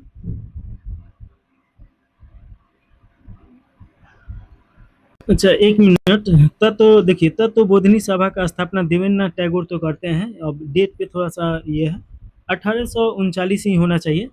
लेकिन इसमें पूछ रहा है कि राजा राम मोहन राय के द्वारा कौन सा नहीं किया गया है, तो ये आपका गलत हो जाएगा। लेकिन ऐसे स्टेटमेंट ये सही है। मिरात उल अखबार राजा राम मोहन राय द्वारा प्रकाशित एक फारसी समाचार पत्र था, ये भी सही है। तो 1, 2 और 4 सही है। तो इसका राइट आंसर आपका कौन सा हो जाएगा। अच्छा इसमें कौन सा नहीं है, तो केवल 3 नहीं है, तो ऑप्शन नंबर ए सही हो जाएगा। राजा राम मोहन राय के बारे में थोड़ा सा देख लिया जाए। देखिए कि राजा राम मोहन राय को आधुनिक भारत का पिता बोला जाता है, आधुनिक भारत का पिता। और साथ में याद रखेगा कि सती प्रथा के समाप्ति में बहुत ज़्यादा इनका योगदान है। और 1829 में सती प्रथा समाप्त किया जाता है इनके प्रयासों के द्वारा। साथ में याद रखिएगा कि अकबर द्वितीय के द्वारा राजा राम मोहन राय को अपना दूत बना के ब्रिटेन भेजा गया था, ब्रिटेन। और तो ये आधुनिक भारत में सबसे पहली बार समुद्र पार करने वाले कौन व्यक्ति हुए, तो राजा राम मोहन राय हुए। क्योंकि उस समय ऐसा प्रचलित था कि जो भी कोई समुद्र पार करेगा तो उसे बिरादरी से निकाल दिया जाता था और अशुद्ध माना जाता था। तो ये आधुनिक भारत के पहले व्यक्ति हैं कि जो समुद्र पार किए हैं, तो ये याद रखेगा। और इनका वहीं पे ब्रिस्बेन में मृत्यु हो जाता है, तो ये भी आपको याद रखना है। तो इस प्रकार राइट आंसर ये सही है। अगला क्वेश्चन है, इसमें पूछा जा रहा है कि नीलगिरी पहाड़ियों में 1923 में नारायण गुरुकुल की स्थापना किसने किया, तो इसका राइट आंसर आपका हो जाएगा नटराज गुरु हो जाएंगे। तो ऑप्शन नंबर आपका ए सही है। अगला क्वेश्चन है, जनजातीय विद्रोह और उनके नेताओं के निम्नलिखित युग्मों पर विचार करना है और सही सुमेलित का इसमें चुनाव करना है। पहला में दिया गया है चेरो विद्रोह, भूषण सिंह, ये आपका एकदम सही है, चेरो विद्रोह से ये संबंधित है। कोल विद्रोह यात्रा भगत, ये आपका सही नहीं है। देखिए कि कोल विद्रोह जो होता है ये 1831-32 के आसपास में होता है, और इसके जो नेतृत्वकर्ता थे बुद्धू भगत थे, तो ये आपका गलत हो गया। पाइका विद्रोह जो कि उड़ीसा में हुआ था, बक्स जगबंधु, ये आपका एकदम सही है। तना भगत विद्रोह ये यात्रा भगत के द्वारा किया गया था, तो ये भी आपका गलत है। 1 और 3 राइट आंसर ए सही हो जाएगा। अगला क्वेश्चन है, जैन धर्म के संप्रदायों के विभाजन के संबंध में निम्नलिखित कथनों पर विचार करना है और सही कथन का चुनाव करना है। पहला ऑप्शन देखिएगा कि जैन धर्म चंद्रगुप्त मौर्य के शासनकाल में श्वेतांबर और दिगंबर संप्रदाय में विभाजित हुआ, एकदम सही है। देखिए कि श्वेतांबर का मतलब जो श्वेत वस्त्र पहनते थे उन्हें बोला जाता है, और दिगंबर का मतलब जो कि आपका जैन धर्म का जो गौतम बुद्ध का शिक्षा था उस पर निर्भर थे और ये नंगा रहते थे। यह विभाजन एक अकाल के दौरान उपवास और नग्नता को लेकर मतभेद के बाद हुआ, एकदम सही है। भद्रबाहु अपने अनुयायियों को दक्षिण भारत ले गए जहां वे दिगंबर कहलाए, ये भी सही है। तो आपका तीनों सही है, ऑप्शन नंबर आपका डी सही हो जाएगा। थोड़ा सा इसके बारे में चंद्रगुप्त के बारे में देखा जाए तो देखिए कि चंद्रगुप्त के द्वारा मौर्य वंश का स्थापना किया गया था, और किसके स्थान पे, तो धनानंद की हत्या करके धनानंद की हत्या करके ये आपका नंद वंश के स्थान पे किया गया था और चाणक्य के सहायता से किया गया था। देखिए कि चंद्रगुप्त मौर्य ये जैन धर्म अपना लेते हैं और संलेखना विधि के द्वारा इनका मृत्यु आपका गुजरात में होता है, तो ये आप याद रखेगा। चलिए अगला क्वेश्चन है 57 नंबर। इसमें पूछा जा रहा है कि चंद्रगुप्त द्वितीय के शासनकाल के संबंध में निम्नलिखित कथनों पर विचार करना है और सत्य कथन का चुनाव करना है। उनकी पहली राजधानी पाटलिपुत्र था, एकदम सही है। चंद्रगुप्त द्वितीय, जिन्हें विक्रमादित्य के नाम से भी जाना जाता है, पहली राजधानी पाटलिपुत्र था और दूसरी राजधानी उज्जैन था, ना कि राजगीर था, तो ये आपका गलत हो जाएगा, ये सही है। चीनी यात्री फाहियान इनके शासनकाल में आया था, ये आपका सही है, तो 1 और 2 सही है। और देखिएगा कि 399 से 314 तक फाहियान रहता है, तो ये आप याद रखिएगा। तो 1 और 3 सही है, तो ऑप्शन नंबर कौन सा हो जाएगा? बी सही हो जाएगा। अगला क्वेश्चन है 1905 के बंगाल विभाजन के संबंध में निम्नलिखित कथनों पर विचार करना है और सही उत्तर का इसमें चुनाव करना है। तो इसमें देखिएगा कि आपका बंगाल को पश्चिम बंगाल तथा पूर्वी बंगाल एवं असम में विभाजित किया गया, एकदम सही है। विभाजन विरोधी आंदोलन औपचारिक रूप से 7 अगस्त 1905 को प्रारंभ हुआ, ये भी सही है। विभाजन 16 अक्टूबर 1905 को प्रभावी हुआ, ये भी सही है। विभाजन 1911 में रद्द किया गया, दिल्ली दरबार में ये रद्द किया गया, तो ये भी आपका सही है, चारों सही है, तो ऑप्शन नंबर डी सही हो जाएगा। अगला क्वेश्चन है 1620 में दो अंग्रेजों ने कपड़े खरीदने के लिए पाटना में पहला अंग्रेजी वाणिज्य मिशन प्रारंभ किया था, वे कौन थे? तो वे कौन थे, तो देखिएगा कि आपका रॉबर्ट हुज और जॉन पार्कर हो जाएंगे, तो ऑप्शन नंबर आपका सी सही है। भारत के राष्ट्रपति की क्षमादान शक्ति के संबंध में निम्नलिखित कथनों में से कौन सा कथन सही है? तो देखिए कि राष्ट्रपति की क्षमादान सैन्य न्यायालय यानी कोर्ट मार्शल द्वारा दी गई सजाओं तक विस्तृत है, तो ये आपका सही हो जाएगा, ऑप्शन नंबर आपका बी सही हो जाएगा। अगला क्वेश्चन है संविधान की प्रस्तावना के संबंध में निम्नलिखित कथनों पर विचार कीजिए और सही कथन का चुनाव करना है।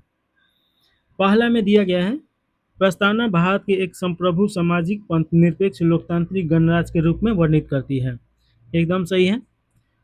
समाजवादी और पंथ निरपेक्ष शब्द 42वें संविधान संशोधन 1976 में जोड़ा गया, ये भी सही है। इन शब्दों का देखिए कि इन शब्दों का क्रम समाजवादी, पंथ निरपेक्ष, लोकतांत्रिक, गणराज्य, ये भी सही है। आर्थिक स्वतंत्रता का प्रस्तावना में स्पष्ट रूप से उल्लेख है, ये आपका गलत हो जाएगा, स्पष्ट रूप से उल्लेख नहीं है, तो ये याद रखेगा। और देखिए कि प्रस्तावना जब संविधान निर्माण हो रहा था तो संविधान सभा के सामने एक प्रश्न था कि संविधान कैसा बनाया जाए, किस प्रकार का होना चाहिए, तो जवाहरलाल नेहरू के द्वारा ये प्रस्तावना पेश किया गया और बताया गया। प्रस्तावना जानते ही हैं कि शुरुआत होता है हम भारत के लोग, यहाँ से शुरू होता है, तो ये आपका प्रस्तावना बताया गया और ये प्रस्तावना ही संविधान के निर्माण का एक आधार बनता है। और देखिए कि प्रस्तावना को इसीलिए भारतीय संविधान के आईना के रूप में देखा जाता है और संविधान का प्रमुख एक अंग के रूप में इसे न्यायालय द्वारा माना गया है, तो ये आप याद रखेगा।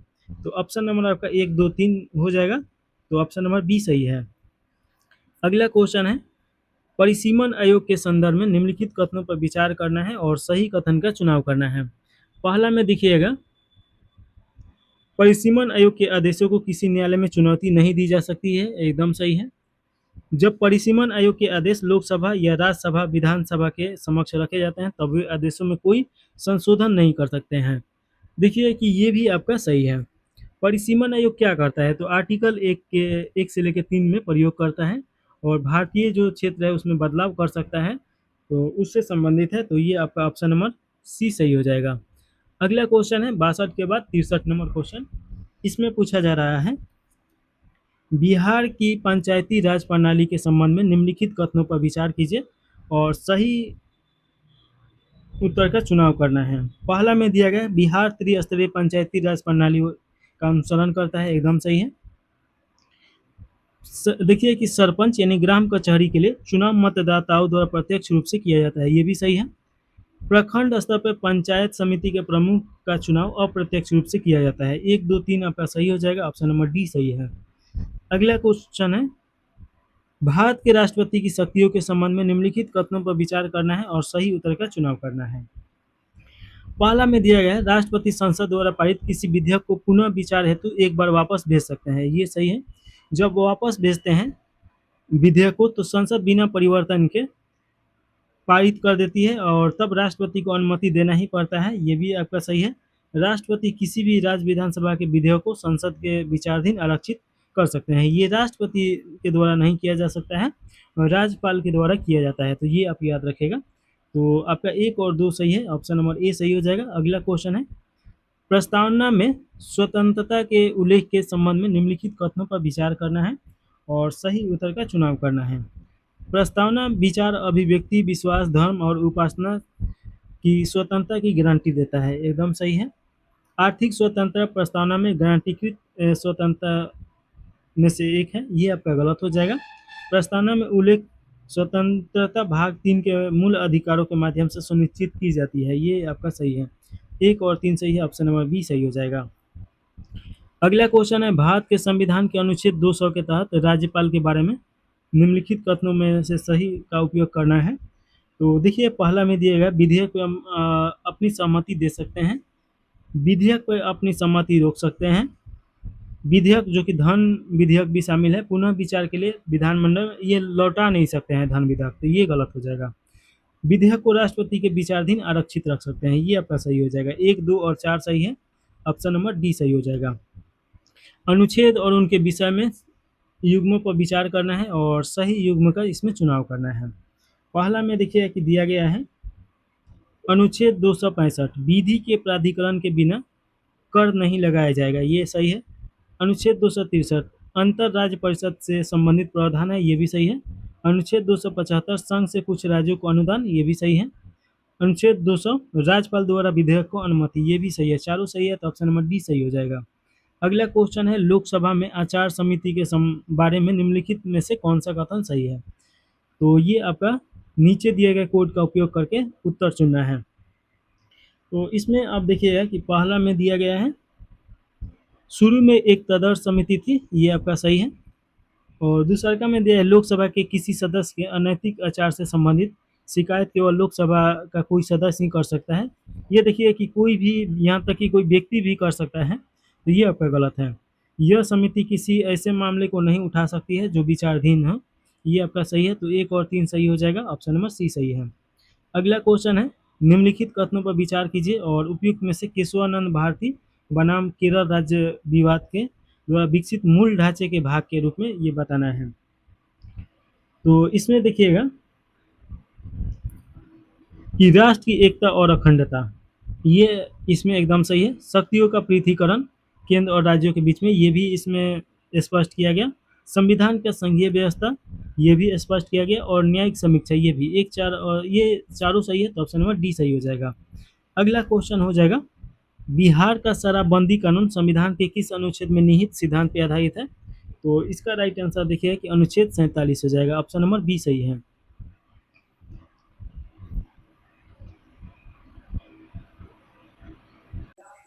चलिए, अगला क्वेश्चन 71 नंबर क्वेश्चन है। इसमें देखा जा रहा है, भारत के राष्ट्रपति पद की अर्हताओं के संबंध में निम्नलिखित कथनों पर विचार करना है और इसमें सही उत्तर का चुनाव करना है। पहला में दिया गया है कि उम्मीदवार का भारत का नागरिक होना चाहिए। एकदम सही है। उम्मीदवार 35 वर्ष की आयु का होना चाहिए। ये भी सही है। उम्मीदवार राज्यसभा के सदस्य के रूप में निर्वाचन के लिए अर्हत होना चाहिए। ये गलत हो जाएगा। राज्यसभा नहीं, विधानसभा होना चाहिए। उम्मीदवार को सरकार के अधीन कोई लाभ का पद धारण नहीं करना चाहिए। ये भी आपका सही है। तो ये सब आपका सही है। तो देखिए कि आपका 1, 2 और 4 सही हो जाएगा, ऑप्शन नंबर बी सही हो जाएगा। अगला क्वेश्चन है, राज्यसभा सीट आवंटन के संबंध में निम्नलिखित कथनों पर विचार करना है और सही कथन का चुनाव करना है। पहला में दिया गया है कि बिहार और पश्चिम बंगाल में से प्रत्येक की राज्यसभा में 16 सीटें हैं। एकदम सही है। महाराष्ट्र की 19 सीटें और तमिलनाडु की 18 सीटें हैं। ये भी सही है। सिक्किम और मणिपुर की 1 सीटें हैं। ये भी सही है। तीनों सही है। तो ऑप्शन नंबर आपका कौन सा हो जाएगा। तो ये आपका डी सही हो जाएगा, ऑप्शन नंबर डी सही है। चलिए, अगला क्वेश्चन है, भारतीय सांसद में गणपूर्ति यानी कोरम के संदर्भ में निम्नलिखित कथनों में विचार करना है और सही उत्तर का चुनाव करना है। कोरम का मतलब क्या होता है कि उतना व्यक्ति अगर शामिल नहीं हो रहा है, उतना सदस्य, तो वो बैठक अमान्य माना जाता है। तो देखिए कि अनुच्छेद आपका ये 100 के 3 में इसके बारे में बताया गया है। पहला में दिया गया है कि संसद की बैठक गठित करने के लिए गणपूर्ति के कुल सदस्य की 10वां भाग होना चाहिए। ये आपका एकदम सही है। गणपूर्ति में संबंधित सदन के पीठासीन अधिकारियों को सम्मिलित किया जाता है, ये भी सही है। लोकसभा और राज्यसभा दोनों के लिए गणपूर्ति भारतीय संविधान के अनुच्छेद 100 के अंतर्गत निर्धारित है, ये भी सही है। तो 1, 2, 3 सही है, तो ऑप्शन नंबर डी सही हो जाएगा। अगला क्वेश्चन है 74 नंबर। धन विधेयकों के संबंध में निम्नलिखित कथनों पर विचार कीजिए और इसका सही उत्तर का चुनाव करना है। पहला में दिया गया है कि धन विधेयक की परिभाषा संविधान के अनुच्छेद 110 में दी गई है, ये आपका सही है। इसमें केवल लोकसभा में राष्ट्रपति की पूर्व अनुशंसा पे प्रस्तुत किया जा सकता है, ये भी आपका देखिए कि एकदम सही है। इस विधेयक के धन विधेयक होने या न होने पे अध्यक्ष का निर्णय अंतिम होता है, देखिए कि ये भी आपका सही है। राज्यसभा धन विधेयक में संशोधन कर सकती है, संशोधन नहीं कर सकती है, ये आप याद रखिएगा। और देखिए कि 1, 2, 3 सही है, तो 1, 2, 3 आपका बी में दिया गया है, तो राइट आंसर बी सही हो जाएगा। अगला क्वेश्चन है लोक लेखा समिति के संबंध में निम्नलिखित कथनों पर विचार कीजिए और सही उत्तर का चुनाव करना है। पैक में लोकसभा से 15 और राज्यसभा से 7 सदस्य हैं, टोटल 22, ये आपका एकदम सही है। और देखिएगा कि कोई मंत्री देखिए कि लोक लेखा समिति का सदस्य नहीं हो सकता है, ये भी आपका सही है। देखिए कि पैक और कैग की लेखा परीक्षक रिपोर्ट के संसद में रखे जाने के बाद जांच करती है, ये भी आपका सही है। तो ऑप्शन नंबर आपका डी सही हो जाएगा। अगला क्वेश्चन है विधानमंडल वाले केंद्र शासित प्रदेशों के संबंध में निम्नलिखित कथनों पर विचार करना है और सही उत्तर का चुनाव करना है। पहला में दिया गया है कि भारत के 3 केंद्र शासित प्रदेशों में विधानसभाएं हैं। जम्मू और कश्मीर अब एक केंद्र शासित प्रदेश है जिसमें 90 सीट है, एकदम सही है। पांडुचेरी विधानसभा में 33 सीट है, ये भी सही है। लद्दाख विधानसभा एक केंद्र शासित प्रदेश है, लद्दाख विधानसभा एक केंद्र शासित प्रदेश है, तो देखिएगा कि ये तो आपका सही है। देखिए कि लद्दाख एक केंद्र शासित प्रदेश है लेकिन अभी तक विधानसभा का गठन नहीं किया गया है, तो इसीलिए ये गलत हो जाएगा। तो 1 और 2, 3 आपका सही हो जाएगा, ऑप्शन नंबर आपका बी सही है। अगला क्वेश्चन है भारत की अंतर्राष्ट्रीय सीमाओं के संबंध में निम्नलिखित कथनों पर विचार करना है और सही उत्तर का चुनाव करना है। इसमें दिया है भारत अपनी सबसे लंबी सीमा रेखा बांग्लादेश के साथ साझा करता है, एकदम सही है। 4000 आपका 16.8 किलोमीटर का सीमा साझा करता है। भारत अपनी सबसे छोटी सीमा अफगानिस्तान 107 किलोमीटर का और भूटान के साथ सीमा अफगानिस्तान की सीमा से अधिक लंबी है, ये भी आपका सही है, तीनों सही है, तो ऑप्शन नंबर आपका डी सही हो जाएगा। चलिए अगला क्वेश्चन है कैमूर पठार में मुख्य रूप से किस प्रकार की चट्टान पाई जाती है, तो इसका राइट आंसर हो जाएगा बलुआ पत्थर और सील हो जाएगा, तो ऑप्शन नंबर आपका सी सही है। अगला क्वेश्चन है दक्षिण पठार से गंगा में मिलने वाली नदियों के संबंध में निम्नलिखित कथनों पर विचार कीजिए और सही उत्तर का चुनाव करना है। सोन नदी का उद्गम अमरकंटक से होती है और यह पटना के निकट गंगा में मिलती है, एकदम सही है। टूस नदी प्रयागराज के निकट गंगा में मिलती है, ये भी आपका सही है।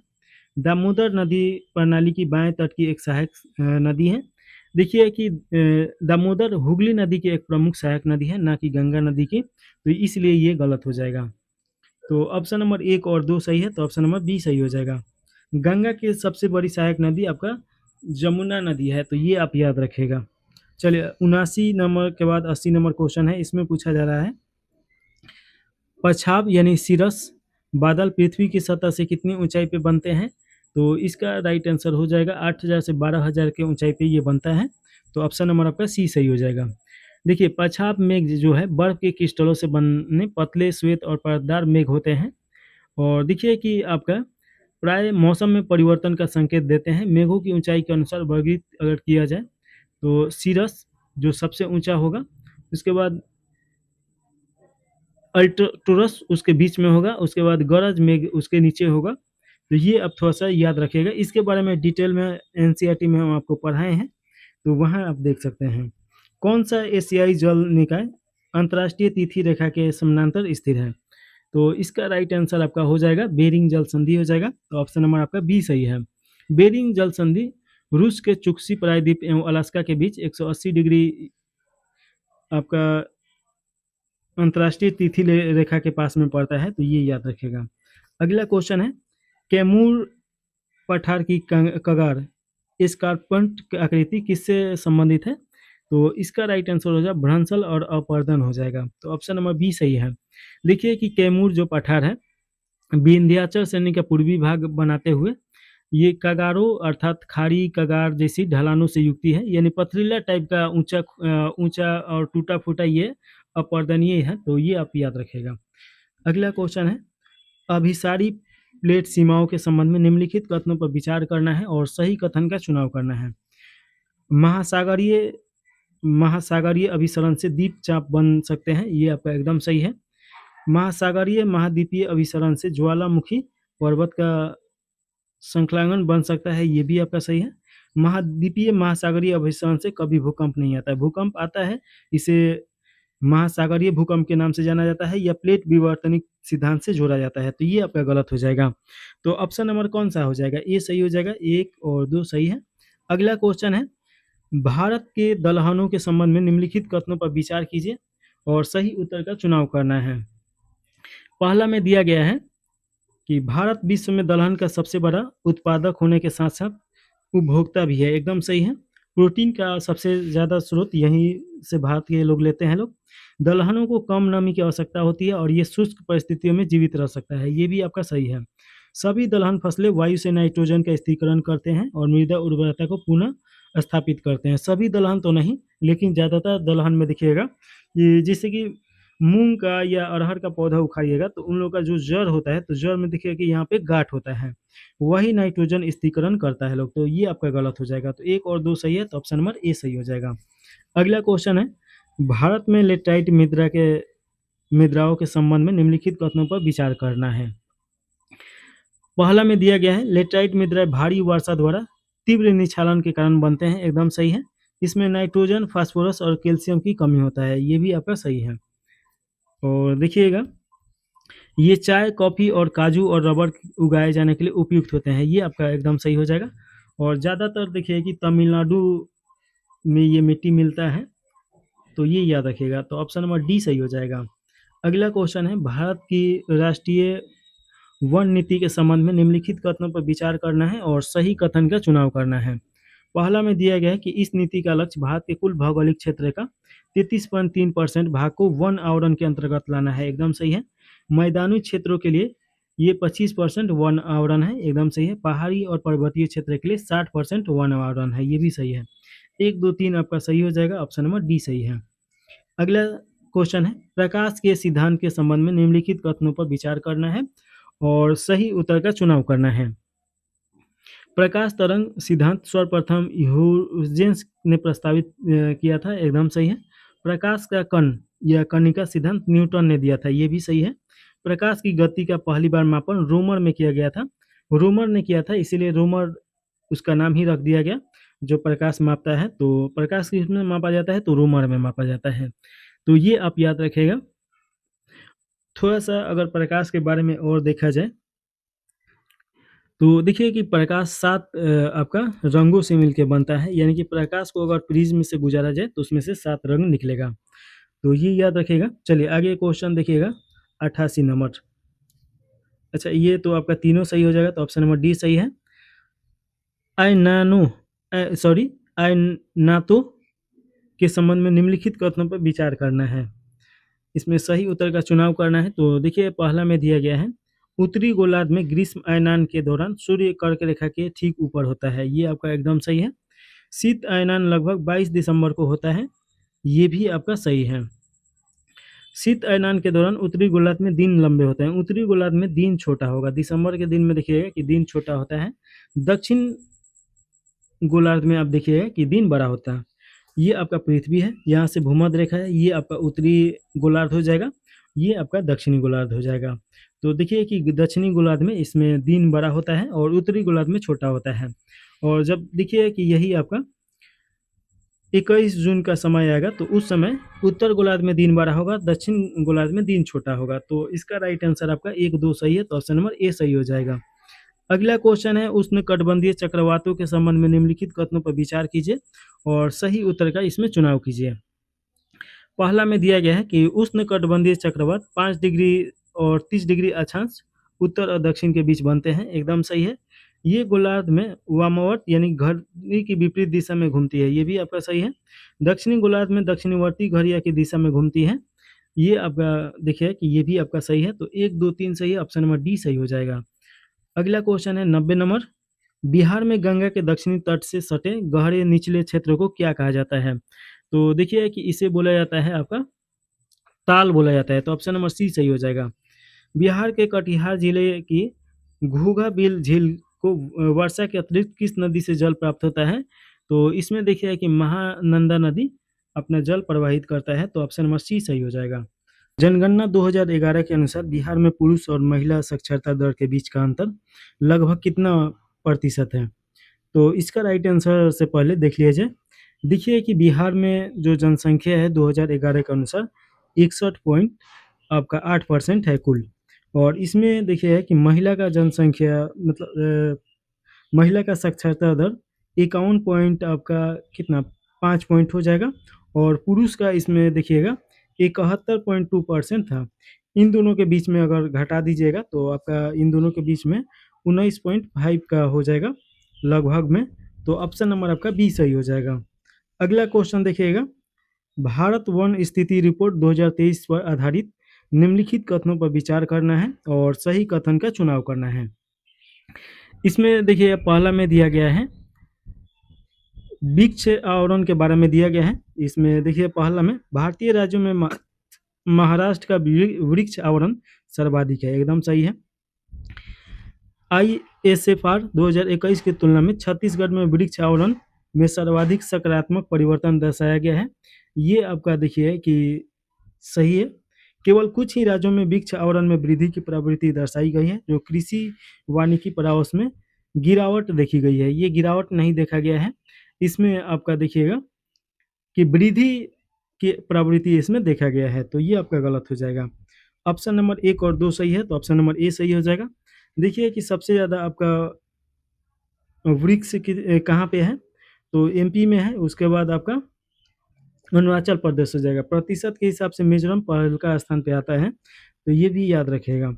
अगला क्वेश्चन है, निम्नलिखित में से कौन सा सही सुमेलित नहीं है? यहाँ फसल दिया गया है, तो कौन सा सही सुमेलित नहीं है? तो ज्वार आपका मोटे अनाज में रखा जाता है, एकदम सही है। उसके बाद देखिए कि मूंगफली आपका तिलहन में रखा जाता है, ये भी सही है। और देखिए कि चुकंदर रेशे वाला फसल नहीं है, ये आपका सब्जी में रखा जाता है चुकंदर को। तो चुकंदर तो जानते ही होंगे। आलू देखिए कि कंद फसल है, एकदम सही है। तो ये सभी सही है, आपका ऑप्शन नंबर सी गलत है, तो यही इसका राइट आंसर हो जाएगा। अगला क्वेश्चन है, बिहार में सोन नहर सिंचाई के संबंध में निम्नलिखित कथनों पर विचार करना है और सही कथन का चुनाव करना है। पहला में दिया गया है कि सोन नहर का निर्माण अंग्रेजों द्वारा 1869 और 1874 के बीच में किया गया था, ये आपका एकदम सही है। इसका प्रारंभ में भोजपुर, रोहतास और बक्सर जिलों की सिंचाई की गई थी, ये भी सही है। नवादा जिले की सिंचाई सोन नहर प्रणाली द्वारा नहीं होता है, तो ये भी सही है। तो तीनों सही है, तो ऑप्शन नंबर डी सही हो जाएगा। अगला क्वेश्चन है 96 नंबर, ग्राम स्वराज के संबंध में निम्नलिखित कथनों पर विचार करना है और सही कथन का चुनाव करना है। कौन सा इसमें सही है ये बताना है। तो पहला में दिया गया है कि पंचायती राज संस्थाओं के लिए एक सरलीकृत कार्य आधारित लेखांकन अनुप्रयोग है, ये आपका एकदम सही है। इसे राष्ट्रीय पंचायती राज दिवस 24 अप्रैल 2020 को आरंभ किया गया था, ये भी सही है। इसका प्रबंधन ग्रामीण विकास मंत्रालय द्वारा किया जाता है, ये आपका गलत हो जाएगा। देखिए कि ई स्वराज पंचायतों हेतु एक एकीकृत लेखांकन एवं नियोजन मंच ये तैयार करता है, और ये देखिएगा कि आपका ग्रामीण विकास से अलग एक मंत्रालय है, तो ये याद रखिएगा पंचायती राज मंत्रालय के द्वारा ये किया जाता है, न कि ग्रामीण विकास मंत्रालय के द्वारा। तो 1 और 2 सही है, तो ऑप्शन नंबर बी सही हो जाएगा। अगला क्वेश्चन है, कृषि लागत एवं मूल्य आयोग के संबंध में निम्नलिखित कथनों पर विचार कीजिए और सही कथन का इसमें चुनाव करना है। देखिए कि आपका CACP 22 अधिदेशित फसलों के लिए न्यूनतम समर्थन समर्थन मूल्य की अनुशंसा करती है। ये सही है। यह गन्ने के लिए उचित एवं लाभकारी मूल्य की भी अनुशंसा करता है, ये भी सही है। यह संसद के अधिनियम के अंतर्गत स्थापित एक सामाजिक निकाय है। ये देखिए सामाजिक निकाय निकाय है, लेकिन ये संसद के अधिनियम के तहत नहीं, तो ये आपका गलत हो जाएगा। तो 1 और 2 सही है, ऑप्शन नंबर सी सही हो जाएगा। अगला क्वेश्चन है, भारत में मैंग्रोव वितरण के संबंध में निम्नलिखित कथनों पर विचार कीजिए और सही कथन का चुनाव करना है। तो इसमें देखिएगा कि पहला में दिया गया है कि मैंग्रोव भारत के पूर्वी और पश्चिमी दोनों तटों पर पाए जाते हैं। ये आपका सही है। मैंग्रोव वन उसे बोला जाता है जो समुद्र के नमकीन पानी आसपास में हो और वो उसी इकोसिस्टम में वो अपने आप को ढाल लिया हो, तो ये आपका मैंग्रोव वन होता है। पूर्वी तट पर पश्चिमी तट की तुलना में अधिक मैंग्रोव वन है, ये आपका एकदम सही है। देखिए कि पश्चिम बंगाल में आपका बंगाल के खाड़ी के आसपास में जो सुंदरवन डेल्टा है, सुंदरवन का क्षेत्र है, तो वो सभी आपका मैंग्रोव वन के अंतर्गत ही आ जाएगा, सुंदरवन। तो ये याद रखिएगा। भारत के द्वीपीय क्षेत्र में मैंग्रोव अनुपस्थित है, ये आपका गलत है। द्वीपीय क्षेत्र में है बहुत सारा मैंग्रोव। तो 1 और 2 सही हो जाएगा, तो ऑप्शन नंबर बी सही है। अगला क्वेश्चन है, निम्नलिखित में से कौन से उच्च महासागरीय तापमान के परिणाम है? तो उच्च महासागरीय तापमान के परिणाम कौन सा है? तो देखिए कि इसमें सही कथन का चुनाव करना है। महासागरीय अस्थिरीकरण, समुद्री उष्मा तरंगे, हरिकेन और चक्रवात जैसे प्रचंड तूफान, वापसीकरण की उच्च दर, ये चारों हो जाएगा। ऑप्शन नंबर आपका डी सही हो जाएगा। ये अगला क्वेश्चन है 100 नंबर क्वेश्चन, मुख्यमंत्री वृद्धजन पेंशन योजना बिहार के संबंध में निम्नलिखित कथनों पर विचार करना है और इसमें गलत कथन का चुनाव करना है। पहला में दिया गया है कि यह योजना 2019 में प्रारंभ हुआ, एकदम सही है। दूसरा में दे रहा है कि 60 वर्ष या इससे अधिक आयु के सभी वरिष्ठ नागरिक अन्य पेंशन आय की परवाह किए बिना पात्र हैं, ये आपका गलत हो जाएगा। देखिए कि अगर कोई 60 वर्ष से उम्र से अधिक व्यक्ति है, अगर कोई अन्य पेंशन पा रहा है तो वो इसके लिए नहीं हो पाएगा, तो ये आपका गलत हो जाएगा। तीसरा का देखिए है कि 60 से 79 वर्ष के आयु के व्यक्तियों के लिए 400 रुपये प्रति माह, ये एकदम सही है। और 80 वर्ष या उससे अधिक आयु के लिए 500 रुपये प्रति माह, ये आपका 1, 3 और 4 सही है। तो ऑप्शन नंबर आपका कौन हो जाएगा? तो इसमें गलत बताना है, तो ऑप्शन नंबर ए सही हो जाएगा, केवल 2 गलत है। अगला क्वेश्चन है, भारत में संचालित क्रिप्टो करेंसी एक्सचेंजों के लिए एकल बिंदु नियामक निम्नलिखित में से कौन है? तो इसका राइट आंसर आपका हो जाएगा वित्तीय असूचना इकाई हो जाएगा, ऑप्शन नंबर आपका बी सही है। अगला क्वेश्चन है, इसमें पूछा जा रहा है निम्नलिखित में से कौन से पूंजी बाजार मध्यस्थ है? तो इसमें बताना है, उपयोग करके सही उत्तर चुनना है। तो पहला देखिए कि मर्चेंट बैंकर एकदम सही है, निर्गम के बैंकर ये भी सही है। और देखिए कि इसमें आपका स्टॉक ब्रोकर भी आ जाएगा। आरबीआई तो नहीं आएगा, आरबीआई तो बैंकों का बैंक है, ये तो इसका क्रियान्वयन करता है, यानी कि अधिनियम बनाता है। अभिरक्षक ये आपका हो जाएगा। सूक्ष्म वित्त व्यवस्था ये भी नहीं होगा। तो 4 और 6 नहीं होगा, बाकी 1, 2, 3 और 5 हो जाएगा। तो 1, 2, 3 और 5, ऑप्शन नंबर डी सही है। अगला क्वेश्चन है 103 नंबर, बजट 2026-27 भाषण में केंद्रीय वित्त मंत्री निर्मला सीतारमण ने निम्नलिखित में से किन राज्यों में समर्पित दुर्लभ मुद्रा गलियारे स्थापित करने का प्रस्ताव रखा है? तो इसका राइट आंसर आपका हो जाएगा उड़ीसा, केरल, आंध्र प्रदेश और तमिलनाडु हो जाएगा, ऑप्शन नंबर ए सही है। अगला क्वेश्चन है, अमृत भारत स्टेशन योजना के संदर्भ में निम्नलिखित कथनों पर विचार कीजिए और इसमें देखिएगा कि सही उत्तर का चुनाव करना है। तो देखिए पहला ऑप्शन दिया गया है कि यह योजना 2024 में प्रारंभ किया गया था, ये आपका गलत हो जाएगा। यह योजना आपका 2022 में शुरू किया गया था, तो ये गलत है। यह योजना केवल महानगरों के लिए है, ये भी आपका गलत है। इसमें आपका महानगर ग्रामीण सभी आ जाएंगे, तो ये आपका गलत हो जाएगा। यह योजना उद्देश्य रेलवे स्टेशन का निजीकरण है, निजीकरण नहीं होगा, ये स्टेशन का आपका आधुनिकीकरण हो जाएगा और पूरा उसका पुनः विकास करना, तो ये भी गलत है, तीनों गलत है। तो ऑप्शन नंबर आपका कौन सा हो जाएगा? डी हो जाएगा, इनमें से कोई नहीं। अगला क्वेश्चन है, आर्थिक सर्वेक्षण 2025-26 के उल्लेखित पावर गैप सूचकांक के संदर्भ में निम्नलिखित कथनों पर विचार करना है और सही उत्तर का चुनाव करना है। तो इसमें देखिएगा, यह विश्व आर्थिक मंच द्वारा अधिसूचाई एक व्युत्क्रम माप है, ये आपका गलत हो जाएगा। पावर गैप सूचकांक एशिया पावर इंडेक्स से व्युत्क्रम एक द्वितीय मापक है, तो ये आपका गलत है, विश्व आर्थिक मंच का नहीं है। भारत का पावर गैप आपका 4.0 है, ये आपका सही हो जाएगा। तो ऑप्शन नंबर आपका बी सही है। अगला क्वेश्चन है 106 नंबर। बिहार आर्थिक सर्वेक्षण 2025-26 के अनुसार राज्य में फसल सघनता कितना है? तो राज्य में फसल सघनता देखिएगा, ये कितना हो जाएगा? तो ये आपका 1.52 हो जाएगा। तो ऑप्शन नंबर आपका सी सही हो जाएगा। निम्नलिखित में से कौन प्रत्यक्ष कर नहीं है? तो इसमें प्रत्यक्ष कर बताना है कि कौन नहीं है। तो देखिएगा कि आपका आयकर ये प्रत्यक्ष कर है, निगम कर भी प्रत्यक्ष कर है, संपत्ति पे भी कर प्रत्यक्ष कर है। प्रत्यक्ष और अप्रत्यक्ष में क्या अंतर होता है? तो मान लीजिए कि ये कोई एसेट या व्यक्ति है जो कि डायरेक्ट आपका जो कर है वो सरकार को दे रहा है, और एक जैसे कि मान लीजिए कि बी है, जैसे मान लीजिए हम लोग हैं, कोई पार्ले जी खरीद रहे हैं, कोई बिस्कुट खरीद रहे हैं, कोई सामान खरीद रहे हैं, तो सामान खरीदेंगे तो वो डायरेक्ट हम लोग गवर्नमेंट को नहीं देते हैं। पार्ले जी पे आपका लिखा रहता है कि इतना परसेंट आपका गवर्नमेंट कर के रूप में जाएगा, तो हम लोग पार्ले जी कंपनी को दे रहे हैं लोग, और उसके बाद वो कंपनी सरकार को चुका रहा है, तो ये इनडायरेक्ट हो जाएगा। तो इसमें देखिए कि आयकर, संपत्ति कर और निगम कर ये डायरेक्ट टैक्स होता है, और वस्तु एवं सेवा कर ये इनडायरेक्ट टैक्स होता है। तो ऑप्शन नंबर आपका डी सही हो जाएगा। अगला क्वेश्चन है, बिहार आर्थिक सर्वेक्षण 2025-26 के संदर्भ में निम्नलिखित कथनों पर विचार करना है और सही उत्तर का चुनाव करना है। इसमें दिया गया है, ग्रामीण क्षेत्रों में पुरुष श्रम बल भागीदारी शहरी क्षेत्रों की तुलना में कम है। देखिए कि ये आपका ग्रामीण क्षेत्रों में पुरुष श्रम बल भागीदारी शहरी क्षेत्रों की तुलना में कम है, तो ये तो आपका एकदम सही हो जाएगा। और देखिए कि ग्रामीण क्षेत्रों में आपका 76.8 है और शहरी क्षेत्रों में 68% के आसपास में है। बिहार की महिला ये आपका श्रम बल भागीदारी में अखिल भारतीय औसत में से 11.2% कम है, तो ये आपका सही है। ग्रामीण बिहार में पुरुषों के बीच बेरोजगारी दर 3.3% थी, जबकि महिलाओं के बीच ये केवल 0.9% थी, ये आपका एकदम सही है।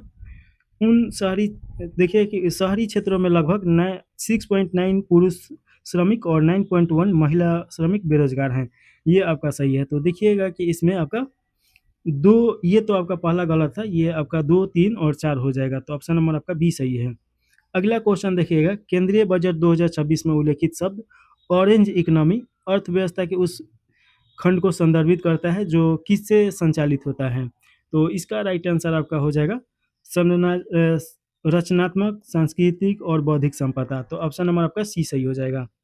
9 के बाद 10 नंबर क्वेश्चन है, केंद्रीय बजट 2026 के संबंध में निम्नलिखित कथनों पर विचार करना है और सही उत्तर का चुनाव करना है। पहला में दिया गया है, इसे वित्त मंत्री निर्मला सीतारमण ने प्रस्तुत किया, जो उनका रिकॉर्ड 9वां बजट है, एकदम सही है। ये इतिहास में पहली बार है जो कोई भी केंद्रीय बजट रविवार को प्रस्तुत किया गया, ये आपका गलत हो जाएगा, इससे पहले भी प्रस्तुत किया जा चुका है। सरकार ने बजट के मार्गदर्शन ढांचे के रूप में 3 कर्तव्य निर्धारित किए हैं, तो ये भी आपका सही है। 3 कर्तव्य में कौन कौन हो जाएगा? सबका साथ, सबका विकास और सुनिश्चित करना। तो ये आपका देखिएगा कि ये आपका सही है, गलत नहीं है, तो 1 और 3 सही हो जाएगा। तो ऑप्शन नंबर आपका बी सही हो जाएगा। अगला क्वेश्चन है, चाल और वेग के संदर्भ में निम्नलिखित कथनों पर विचार कीजिए और सही उत्तर का इसमें चुनाव करना है। प्रति इकाई समय में दूरी चाल है, प्रति इकाई समय में विस्थापन वेग है, ये आपका देखिए कि एकदम सही है। चाल और वेग दोनों ही इकाई मीटर प्रति सेकंड है, तो ये भी आपका देखिए कि सही है।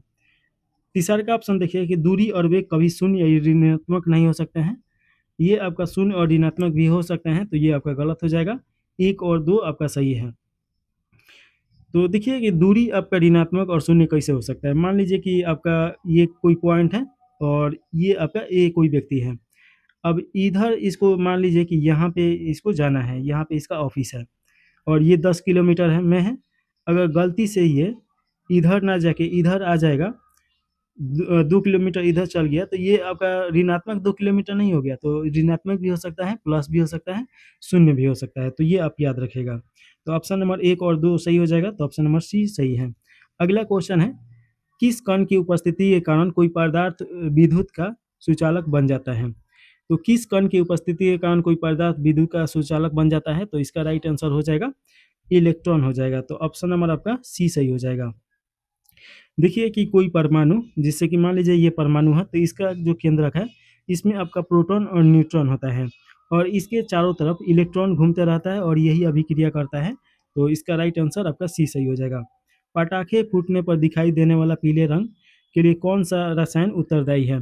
तो इसका राइट आंसर हो जाएगा सोडियम हो जाएगा। सोडियम के कारण ये पीला रंग दिखाई देता है, तो ये आप याद रखेगा। और देखिए कि पोटेशियम के कारण बैगनी दिखाई देता है और कैल्शियम के कारण लाल जैसा दिखाई देता है, तो ये याद रखेगा। चलिए अगला क्वेश्चन है, लाइकेन, कवक और सहजीविता के संबंध में निम्नलिखित कथनों पर विचार करना है और सही कथन का चुनाव करना है। तो पहला में दिया गया है, लाइकेन में भोजन का निर्माण शैवाल घटक द्वारा प्रकाश संश्लेषण के माध्यम से किया जाता है, एकदम सही है। कवक में सामान्यतः मृतजीवी पोषक विधि होता है, ये भी सही है। राइजोबियम जीवाणु अपना भोजन स्वयं नहीं बना सकते हैं और फलीदार पौधे की जड़ों में सहजीवी रूप से रहते हैं, ये भी सही है। तो 1 2 3 सही हो जाएगा, तो ऑप्शन नंबर डी सही है। अगला क्वेश्चन है, श्वसन किस प्रकार की रासायनिक अभिक्रिया है? तो देखिए कि श्वसन ऊष्माक्षेपी अभिक्रिया है, तो ऑप्शन नंबर आपका सी सही हो जाएगा। देखिए कि इसमें आपका ग्लूकोज प्लस ऑक्सीजन और कार्बन डाइऑक्साइड प्लस जल ऊष्माक्षेपी होता है, तो ये आप याद रखिएगा। अगला क्वेश्चन है, लिटमस अपनी उदासीन अवस्था में बैगनी जामुनी होता है जब यह न तो अम्लीय और न ही क्षारीय हो, तब इसका रंग क्या होगा या क्या होता है? तो ये आपका बैगनी होता है, ऑप्शन नंबर आपका ए सही हो जाएगा। अगला क्वेश्चन है, बिच्छू ब्यूटी ये एक पौधा होता है जिसे नेटल ग्रास भी बोला जाता है। ये पत्तियों को छूने पर किस अम्ल के स्राव के कारण चुभन होता है? तो उसमें देखिए कि बिसबिसाता है और बहुत ज़्यादा चुभन होता है, कंटीला टाइप का ये पौधा होता है।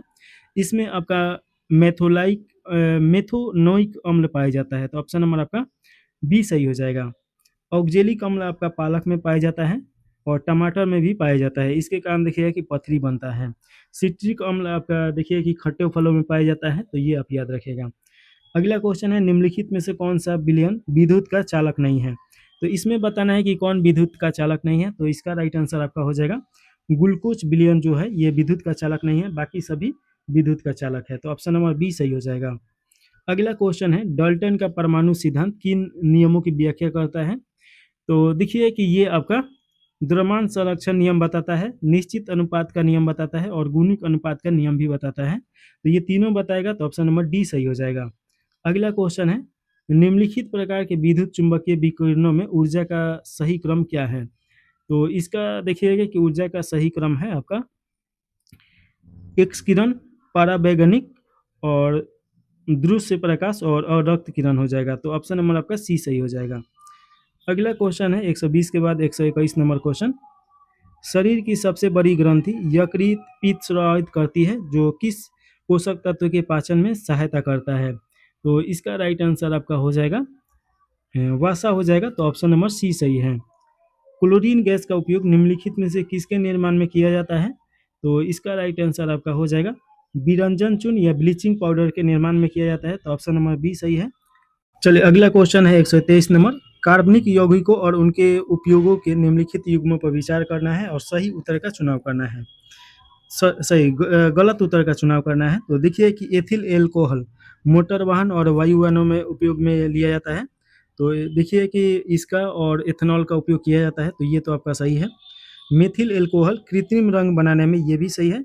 ग्लिसरॉल ये देखिए जूता पालिश में नहीं किया जाता है, दवा बनाने में और साथ में खाद्य पदार्थों में इसका उपयोग किया जाता है, तो ये गलत हो जाएगा। पायरीन का उपयोग विद्युत अग्नि बुझाने में, ये आपका सही है। तो देखिए कि 1 2 और 4 सही है, 3 गलत है, तो ऑप्शन नंबर ए सही हो जाएगा, गलत ही पूछा जा रहा है। अगला क्वेश्चन है, अयस्क प्रसंस्करण के संबंध में निम्नलिखित कथनों पर विचार कीजिए और सही कथन का उपयोग करना है।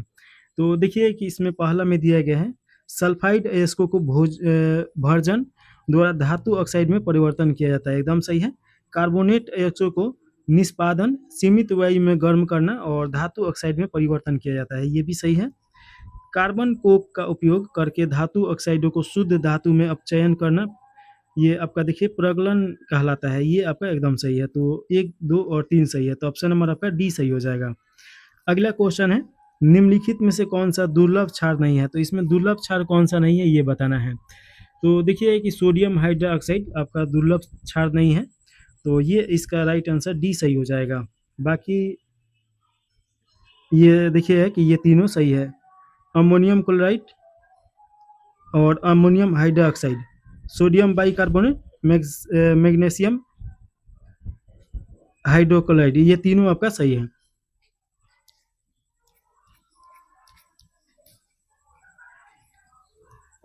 चलिए अगला क्वेश्चन देखिएगा, साबुन की संरचना और कार्य के संबंध में निम्नलिखित कथनों पर विचार कीजिए और सही उत्तर का चुनाव करना है। साबुन के अणुओं में एक जल रागी यानी कि हाइड्रोफिलिक आयनिक सिरा और एक जल विरागी यानी कि हाइड्रोफोबिक हाइड्रोकार्बन पूंछ होता है, ये एकदम सही है। मिसेल में जल विरागी पूंछ तेल की बिंदु की ओर और अंदर की दिशा में होती है, ये सही है। साबुन सोडियम और पोटेशियम के साथ दीर्घ श्रृंखला वसा अम्लों के लवण होते हैं, ये भी आपका सही है। तो तीनों सही है, तो ऑप्शन नंबर डी सही हो जाएगा। अगला क्वेश्चन है, पौधे में रंध्रों यानी स्टोमेटा के संबंध में निम्नलिखित कथनों पर विचार कीजिए और सही उत्तर का चुनाव करना है। प्रकाश संश्लेषण के लिए एक बड़े पैमाने पर गैसों का विनियमन पत्तियों में रंध्रों के माध्यम से होता है, ये आपका सही है। तने और जड़ों की सतह पर गैसों का विनिमय नहीं होता है। देखिए कि तने और गैसों की सतह पर गैसों का विनिमय नहीं होता है, एकदम होता है, ये आपका गलत हो जाएगा। तने पर तो होता है, तो ये याद रखिएगा।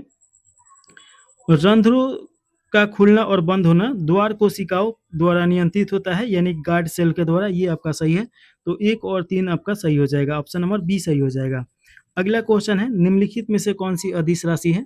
तो आप जानते ही हैं कि सदिश और अदिश राशि 2 राशियां होता है, जिसमें आप देखिएगा कि अदिश राशि में केवल आपका ये होता है और इसमें देखिए कि परिमाप के साथ सदिश राशि में परिमाप के साथ दिशा भी सही है और इसमें दिशा नहीं होता है।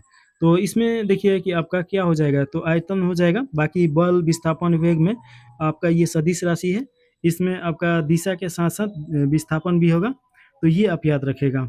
तो ऑप्शन नंबर डी सही हो जाएगा। अगला क्वेश्चन है 29 नंबर, जलीय जीवों में श्वसन के संबंध में निम्नलिखित कथनों पर विचार करना है और सही उत्तर का चुनाव करना है।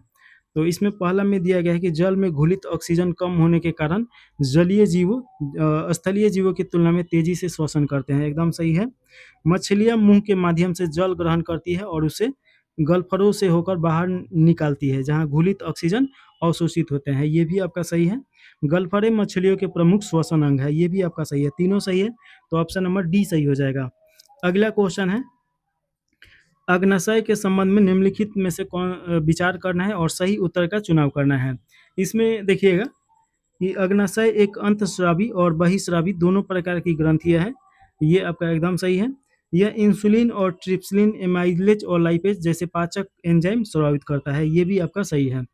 अग्नाशय ट्रिप्सिन प्रोटीन का पाचन नहीं करता है, एमाइलेज हाइड्रोकार्बन का और लाइपेज का वसा है, ये आपका गलत हो जाएगा। 1 और 2 सही है, ऑप्शन नंबर बी सही हो जाएगा। अगला क्वेश्चन है, माइटोकॉन्ड्रिया जिसे कोशिका का पावर हाउस भी बोला जाता है, अल्टमैन के द्वारा खोजा गया है, तो ये याद रखिएगा। इसमें देखिए माइटोकॉन्ड्रिया को सर्वप्रथम कॉलिक फ्लेमिंग ने देखा था, एकदम सही है। अल्टमैन ने इन्हें बायोब्लास्ट तथा बेडा ने इन्हें माइटोकॉन्ड्रिया का नाम दिया, ये सही है। माइटोकॉन्ड्रिया कोशिका का ऊर्जा गृह या पावर हाउस बोला जाता है, एकदम सही है, तीनों सही है, तो ऑप्शन नंबर डी सही हो जाएगा। अगला क्वेश्चन है, किसी पौधे में मोजक रोग का अध्ययन करते समय वायरस की खोज सर्वप्रथम किसने किया था? सर्वप्रथम हुई थी या किसने किया था? तो इसका राइट आंसर आपका हो जाएगा तंबाकू में ये पाया गया है, तो ऑप्शन नंबर आपका बी सही हो जाएगा। और त्रिमेदिक इवानोस्की के द्वारा 1892 में किया गया था, तो ये याद रखेगा। आरएच रक्त समूह प्रणाली जो लाल रक्त कोशिकाओं पर आरएच कारक की खोज किसने किया है? तो देखिए कि आपका जो रक्त होता है 3 प्रकार का होता है या 2 प्रकार का नॉर्मली, एक आरबीसी होता है, एक डब्ल्यूबीसी होता है। तो आरबीसी का क्या काम होता है? तो इसे रेड ब्लड सेल बोला जाता है और ये ऑक्सीजन का परिवहन करता है, तो ये याद रखिएगा। और डब्ल्यूबीसी का क्या कार्य होता है? तो ये व्हाइट ब्लड सेल बोला जाता है और ये रोगाणुओं से बचाता है, तो ये याद रखिएगा, रोगाणुओं से बचाता है। तो इसमें देखिए कि 133 का राइट आंसर आपका बी हो जाएगा, कार्ल लैंडस्टेनर और ए एस बिनर, अगला क्वेश्चन है 133 के बाद 134 नंबर, वर्ण धाता के संबंध में निम्नलिखित पर विचार करना है और सही उत्तर का चुनाव करना है। तो इसमें देखिए पहला में दिया गया है वर्ण धाता एक एक्स सहगल अप्रभावी लक्षण है, एकदम सही है। और देखिए कि यदि दोषपूर्ण जीन पुरुष के एकमात्र एक्स गुणसूत्र पर हो तो वो वर्णधाता हो जाती है, ये भी सही है। महिला तभी वर्णधाता होती है जब दोषपूर्ण जीन उनके दोनों एक्स गुणसूत्र पर उपस्थित होते हैं, ये आपका गलत हो जाएगा। और देखिए कि पुरुष में ही ज़्यादा चांस रहता है वर्णधाता का, महिला में बहुत कम चांस होता है। तो इसका राइट आंसर बी सही हो जाएगा, 1 और 2 सही है। अगला क्वेश्चन है, इसमें देखिएगा कि पूछा जा रहा है कि एंड्रोजन के संदर्भ में निम्नलिखित कथनों पर विचार करना है और सही उत्तर का चुनाव करना है। पहला में दिया गया है कि एंड्रोजन वृषणों द्वारा स्रावित नर लिंग हार्मोन है, ये आपका एकदम सही है। और देखिए कि ये पुरुषों में प्राथमिक लैंगिक लक्षणों के विकास का कारण बनता है, ये आपका गलत हो जाएगा। ये आपका देखिएगा, ये आपका द्वितीय लैंगिक लक्षण है, जिसमें आपका देखिए कि आवाज का भारी होना, चेहरे एवं शरीर पर बाल आना, पेशी अस्थि वृद्धि को संचालित करता है। तो ये आप याद रखिएगा, एस्ट्रोजन द्वितीय हार्मोन है, तो ये गलत हो जाएगा। एस्ट्रोन सबसे महत्वपूर्ण एंड्रोजन है, ये आपका सही है। तो 1 और 3 सही हो जाएगा, ऑप्शन नंबर ए सही है। अगला क्वेश्चन है, पत्ती की संरचना के संबंध में निम्नलिखित कथनों पर विचार करना है और सही उत्तर का इसमें चुनाव करना है। पहला में दिया गया है पत्ती के 3 मुख्य भाग हैं, पर्ण आधार और वृत्त हैं और इसके बाद फलक हैं। तो ये 3 याद रखिएगा। पर्ण आधार इसे तने से जोड़ता है, कभी कभी अनुपर्ण धारण करता है। और वृत्त देखिए कि ये डंठल जो पर्ण फलक को प्रकाश में रखता है, उसे फरफराने देता है। और देखिए कि तीसरा का लेमिन हरा सिरा युक्त सतह होता है जहाँ प्रकाश संश्लेषण होता है, तो ये आपका सही है। दूसरा का देखिए कि वृत्त फल के तने को जोड़ता है, ये भी सही है। कुछ पौधों में तन आधार पर अनुपर्ण हो सकता है, ये भी सही है। तो देखिए कि आपका तीनों सही है, तो ऑप्शन नंबर डी सही हो जाएगा। सुक्रोज और इनोवेटेज के संबंध में निम्नलिखित कथनों पर विचार करना है और सही उत्तर का चुनाव करना है। तो इसमें देखिएगा कि आपका पहला में दिया गया है इनोवेटिव सुक्रोज को ग्लूकोज और फ्रक्टोज में परिवर्तन करता है, एकदम सही है। सुक्रोज ग्लूकोज और फ्रक्टोज से बना एक द्विशर्करा है, ये भी आपका सही है। इन्वर्टेज द्वारा सुक्रोज का जल अपघटन रासायनिक पाचन का एक उदाहरण है, ये भी सही है। तो 1, 2, 3 सही है, तो ऑप्शन नंबर आपका डी सही हो जाएगा। अगला क्वेश्चन है, विटामिन B12 किसमें प्रमुख भूमिका निभाता है? तो इसका राइट आंसर आपका हो जाएगा, सही उत्तर का चुनाव करना है। तंत्रिका स्वास्थ्य में और रक्त का थक्का जमने में इसका काम नहीं होता है। मस्तिष्क का कार्य, ये सही है। लाल रक्त कोशिकाओं का उत्पादन, ये भी सही है। 1, 3, 4 हो जाएगा, ऑप्शन नंबर डी सही हो जाएगा।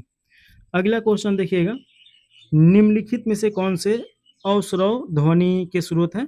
तो अवस्रव ध्वनि के स्रोत कौन से हैं? तो देखिएगा कि आपका पहला में दिया गया है वातानुकूल, यानी कि ये एसी हो जाएगा, एकदम सही है। पवन टरबाइन, ये भी सही है। औद्योगिक क्षेत्र, ये भी सही है। और यातायात, ये भी सही है। तो ये चारों हो जाएगा, तो ऑप्शन नंबर डी सही हो जाएगा। अगला क्वेश्चन है, कार्बनिक रसायन के संबंध में निम्नलिखित कथनों पर विचार करना है और सही उत्तर का चुनाव करना है। पहला में दिया गया है सभी कार्बनिक यौगिकों में कार्बन होता है, एकदम सही है। कार्बन सभी पादप और सजीव या निर्जीव जीवन का आधार है, ये आपका गलत हो जाएगा, आधार नहीं है। कार्बन की 4 बंध बनाने की क्षमता, चतुर संयोजकता कार्बन यौगिकों की विविधता की कुंजी है, ये आपका सही हो जाएगा। 1 और 3 सही है, ऑप्शन नंबर ए सही हो जाएगा। अगला क्वेश्चन है, 40 किलोमीटर के प्रति चाल से चलती हुई 330 मीटर लंबी एक रेलगाड़ी उसी दिशा में 18 किलोमीटर से चल रही एक व्यक्ति को पार करती है, इसमें कितना समय लगेगा? तो देखिए कि इसमें आपका कितना समय लगेगा, तो इसे आप बनाना पड़ेगा, तो आप बना लीजिएगा, 54 सेकेंड हो जाएगा, तो ऑप्शन नंबर सी सही है। अगला क्वेश्चन है, अक्षरों के संयोजन का चयन करें और दी गई श्रृंखला को पूरा करना है। यानी कि यहाँ पे कौन सा अक्षर आ जाएगा जो इसे पूरा कर देगा? तो इसमें देखिए कि ए यहाँ पे रखिएगा तो पूरा कर देगा, तो ऑप्शन नंबर ए सही हो जाएगा। 75 विद्यार्थी की एक कक्षा में 58 टेनिस खेलते हैं, 37 हॉकी खेलते हैं, तो कितने दोनों खेलते हैं, ये पूछा जा रहा है। तो देखिए दोनों खेलने वाले आपका 20 हो जाएंगे, तो ऑप्शन नंबर आपका बी सही हो जाएगा। अगला क्वेश्चन है, 63 किलोग्राम के मिश्रण में दूध पाउडर और हॉर्लिक्स 5 अनुपात आपका 2 है। तो अनुपात में मिले अनुपात आपका 5:3 बनाने के लिए कितना हॉर्लिक्स किलोग्राम डालना होगा? तो ये तो आप देखिए कि यहाँ पे आसानी से बन जाएगा। आपका कितना हो जाएगा? ये 7 हो जाएगा और इसमें 7 से भाग दे दीजिएगा, उसके बाद निकल जाएगा आपका। जैसे 7 से भाग दीजिएगा तो 7 7 49 और 9 बल में ये कट रहा है तो 9 दूनी 18 इसका हो जाएगा और ये आपका 9 पचे 45 तो 45 अनुपात आपका 18 हो रहा है। इसमें रखिएगा तो आपका 9 रख दीजिए, इसलिए कि अगर पूछ रहा है तो ये अनुपात में तो 9 रखने के बाद ही कटेगा, तो 9 रखिएगा तो 27 हो जाएगा, तो 3 अनुपात आपका कितना 5 हो जाएगा, तो ये आपका सही हो जाएगा, तो ऑप्शन नंबर सी सही है। अगला क्वेश्चन है 63 के बाद 145 नंबर क्वेश्चन। एक समचतुर्भुज का परिमाप 164 मीटर है और एक विकर्ण 80 मीटर विकर्ण है, इसका क्षेत्रफल ज्ञात करना है। तो इसका देखिए कि आपका 720 वर्ग किलोमीटर हो जाएगा, ऑप्शन नंबर ए सही है। एक निश्चित कोड भाषा में बरमूड को आपका इतना लिखा जाता है तो उसी कोड भाषा में एंगल का क्या हो जाएगा? तो इसका राइट आंसर देखिए कि आपका डी हो जाएगा, ऑप्शन नंबर। अगला क्वेश्चन है एक कार में ए से बी तक 60 किलोमीटर घंटा की चाल से जाती है और 90 किलोमीटर घंटा से लौटती है। संपूर्ण यात्रा की औसत चाल कितना हो जाएगा? तो औसत चाल आपका 72 किलोमीटर हो जाएगा, तो ये आप याद रखिएगा। अगला क्वेश्चन है किसी भी प्राकृतिक संख्या n के व्यंजक आपका 14n-1 सदैव किसी संख्या से विभाज्य होगा। तो ये किससे विभाज्य होगा? तो इसका राइट आंसर आपका दिया गया है 13, तो ऑप्शन नंबर सी सही हो जाएगा। अगला क्वेश्चन है अमित ने एक घड़ी 2600 रुपये खरीदी और 30% लाभ पर बेचा, विक्रय मूल्य ज्ञात करना है, तो विक्रय मूल्य कितना हो जाएगा? तो आपका 3380 हो जाएगा, ऑप्शन नंबर सी सही है। 100 मीटर लंबी एक रेलगाड़ी 150 मीटर लंबे एक प्लेटफॉर्म को 10 सेकंड में पार करती है, रेलगाड़ी की चाल क्या है? तो इसका चाल देखिए कि आपका 90 किलोमीटर प्रति घंटा हो जाएगा, तो ऑप्शन नंबर आपका ए सही है। इस प्रकार 150 क्वेश्चन करा दिए हैं, इसमें उतना ज़्यादा हम डिटेल में नहीं समझाए हैं क्योंकि टेस्ट बड़ा हो जा रहा है, तो आप लोग बोल रहे हैं कि टेस्ट बड़ा मत कीजिए, कम समय में कराइए, तो कम समय में कराने के कारण डिटेल में ज़्यादा जाएंगे तो वो कम से कम 2 से ढाई घंटा के बीच में हो जाएगा। तो आप जैसे कहिएगा, अगर कमेंट में कीजिएगा तो डिटेल में कराइए तो कराएंगे डिटेल में, तो आपका मर्जी। तो चलिए इसे यहीं समाप्त कर दिया जाए। जय हिंद, जय भारत।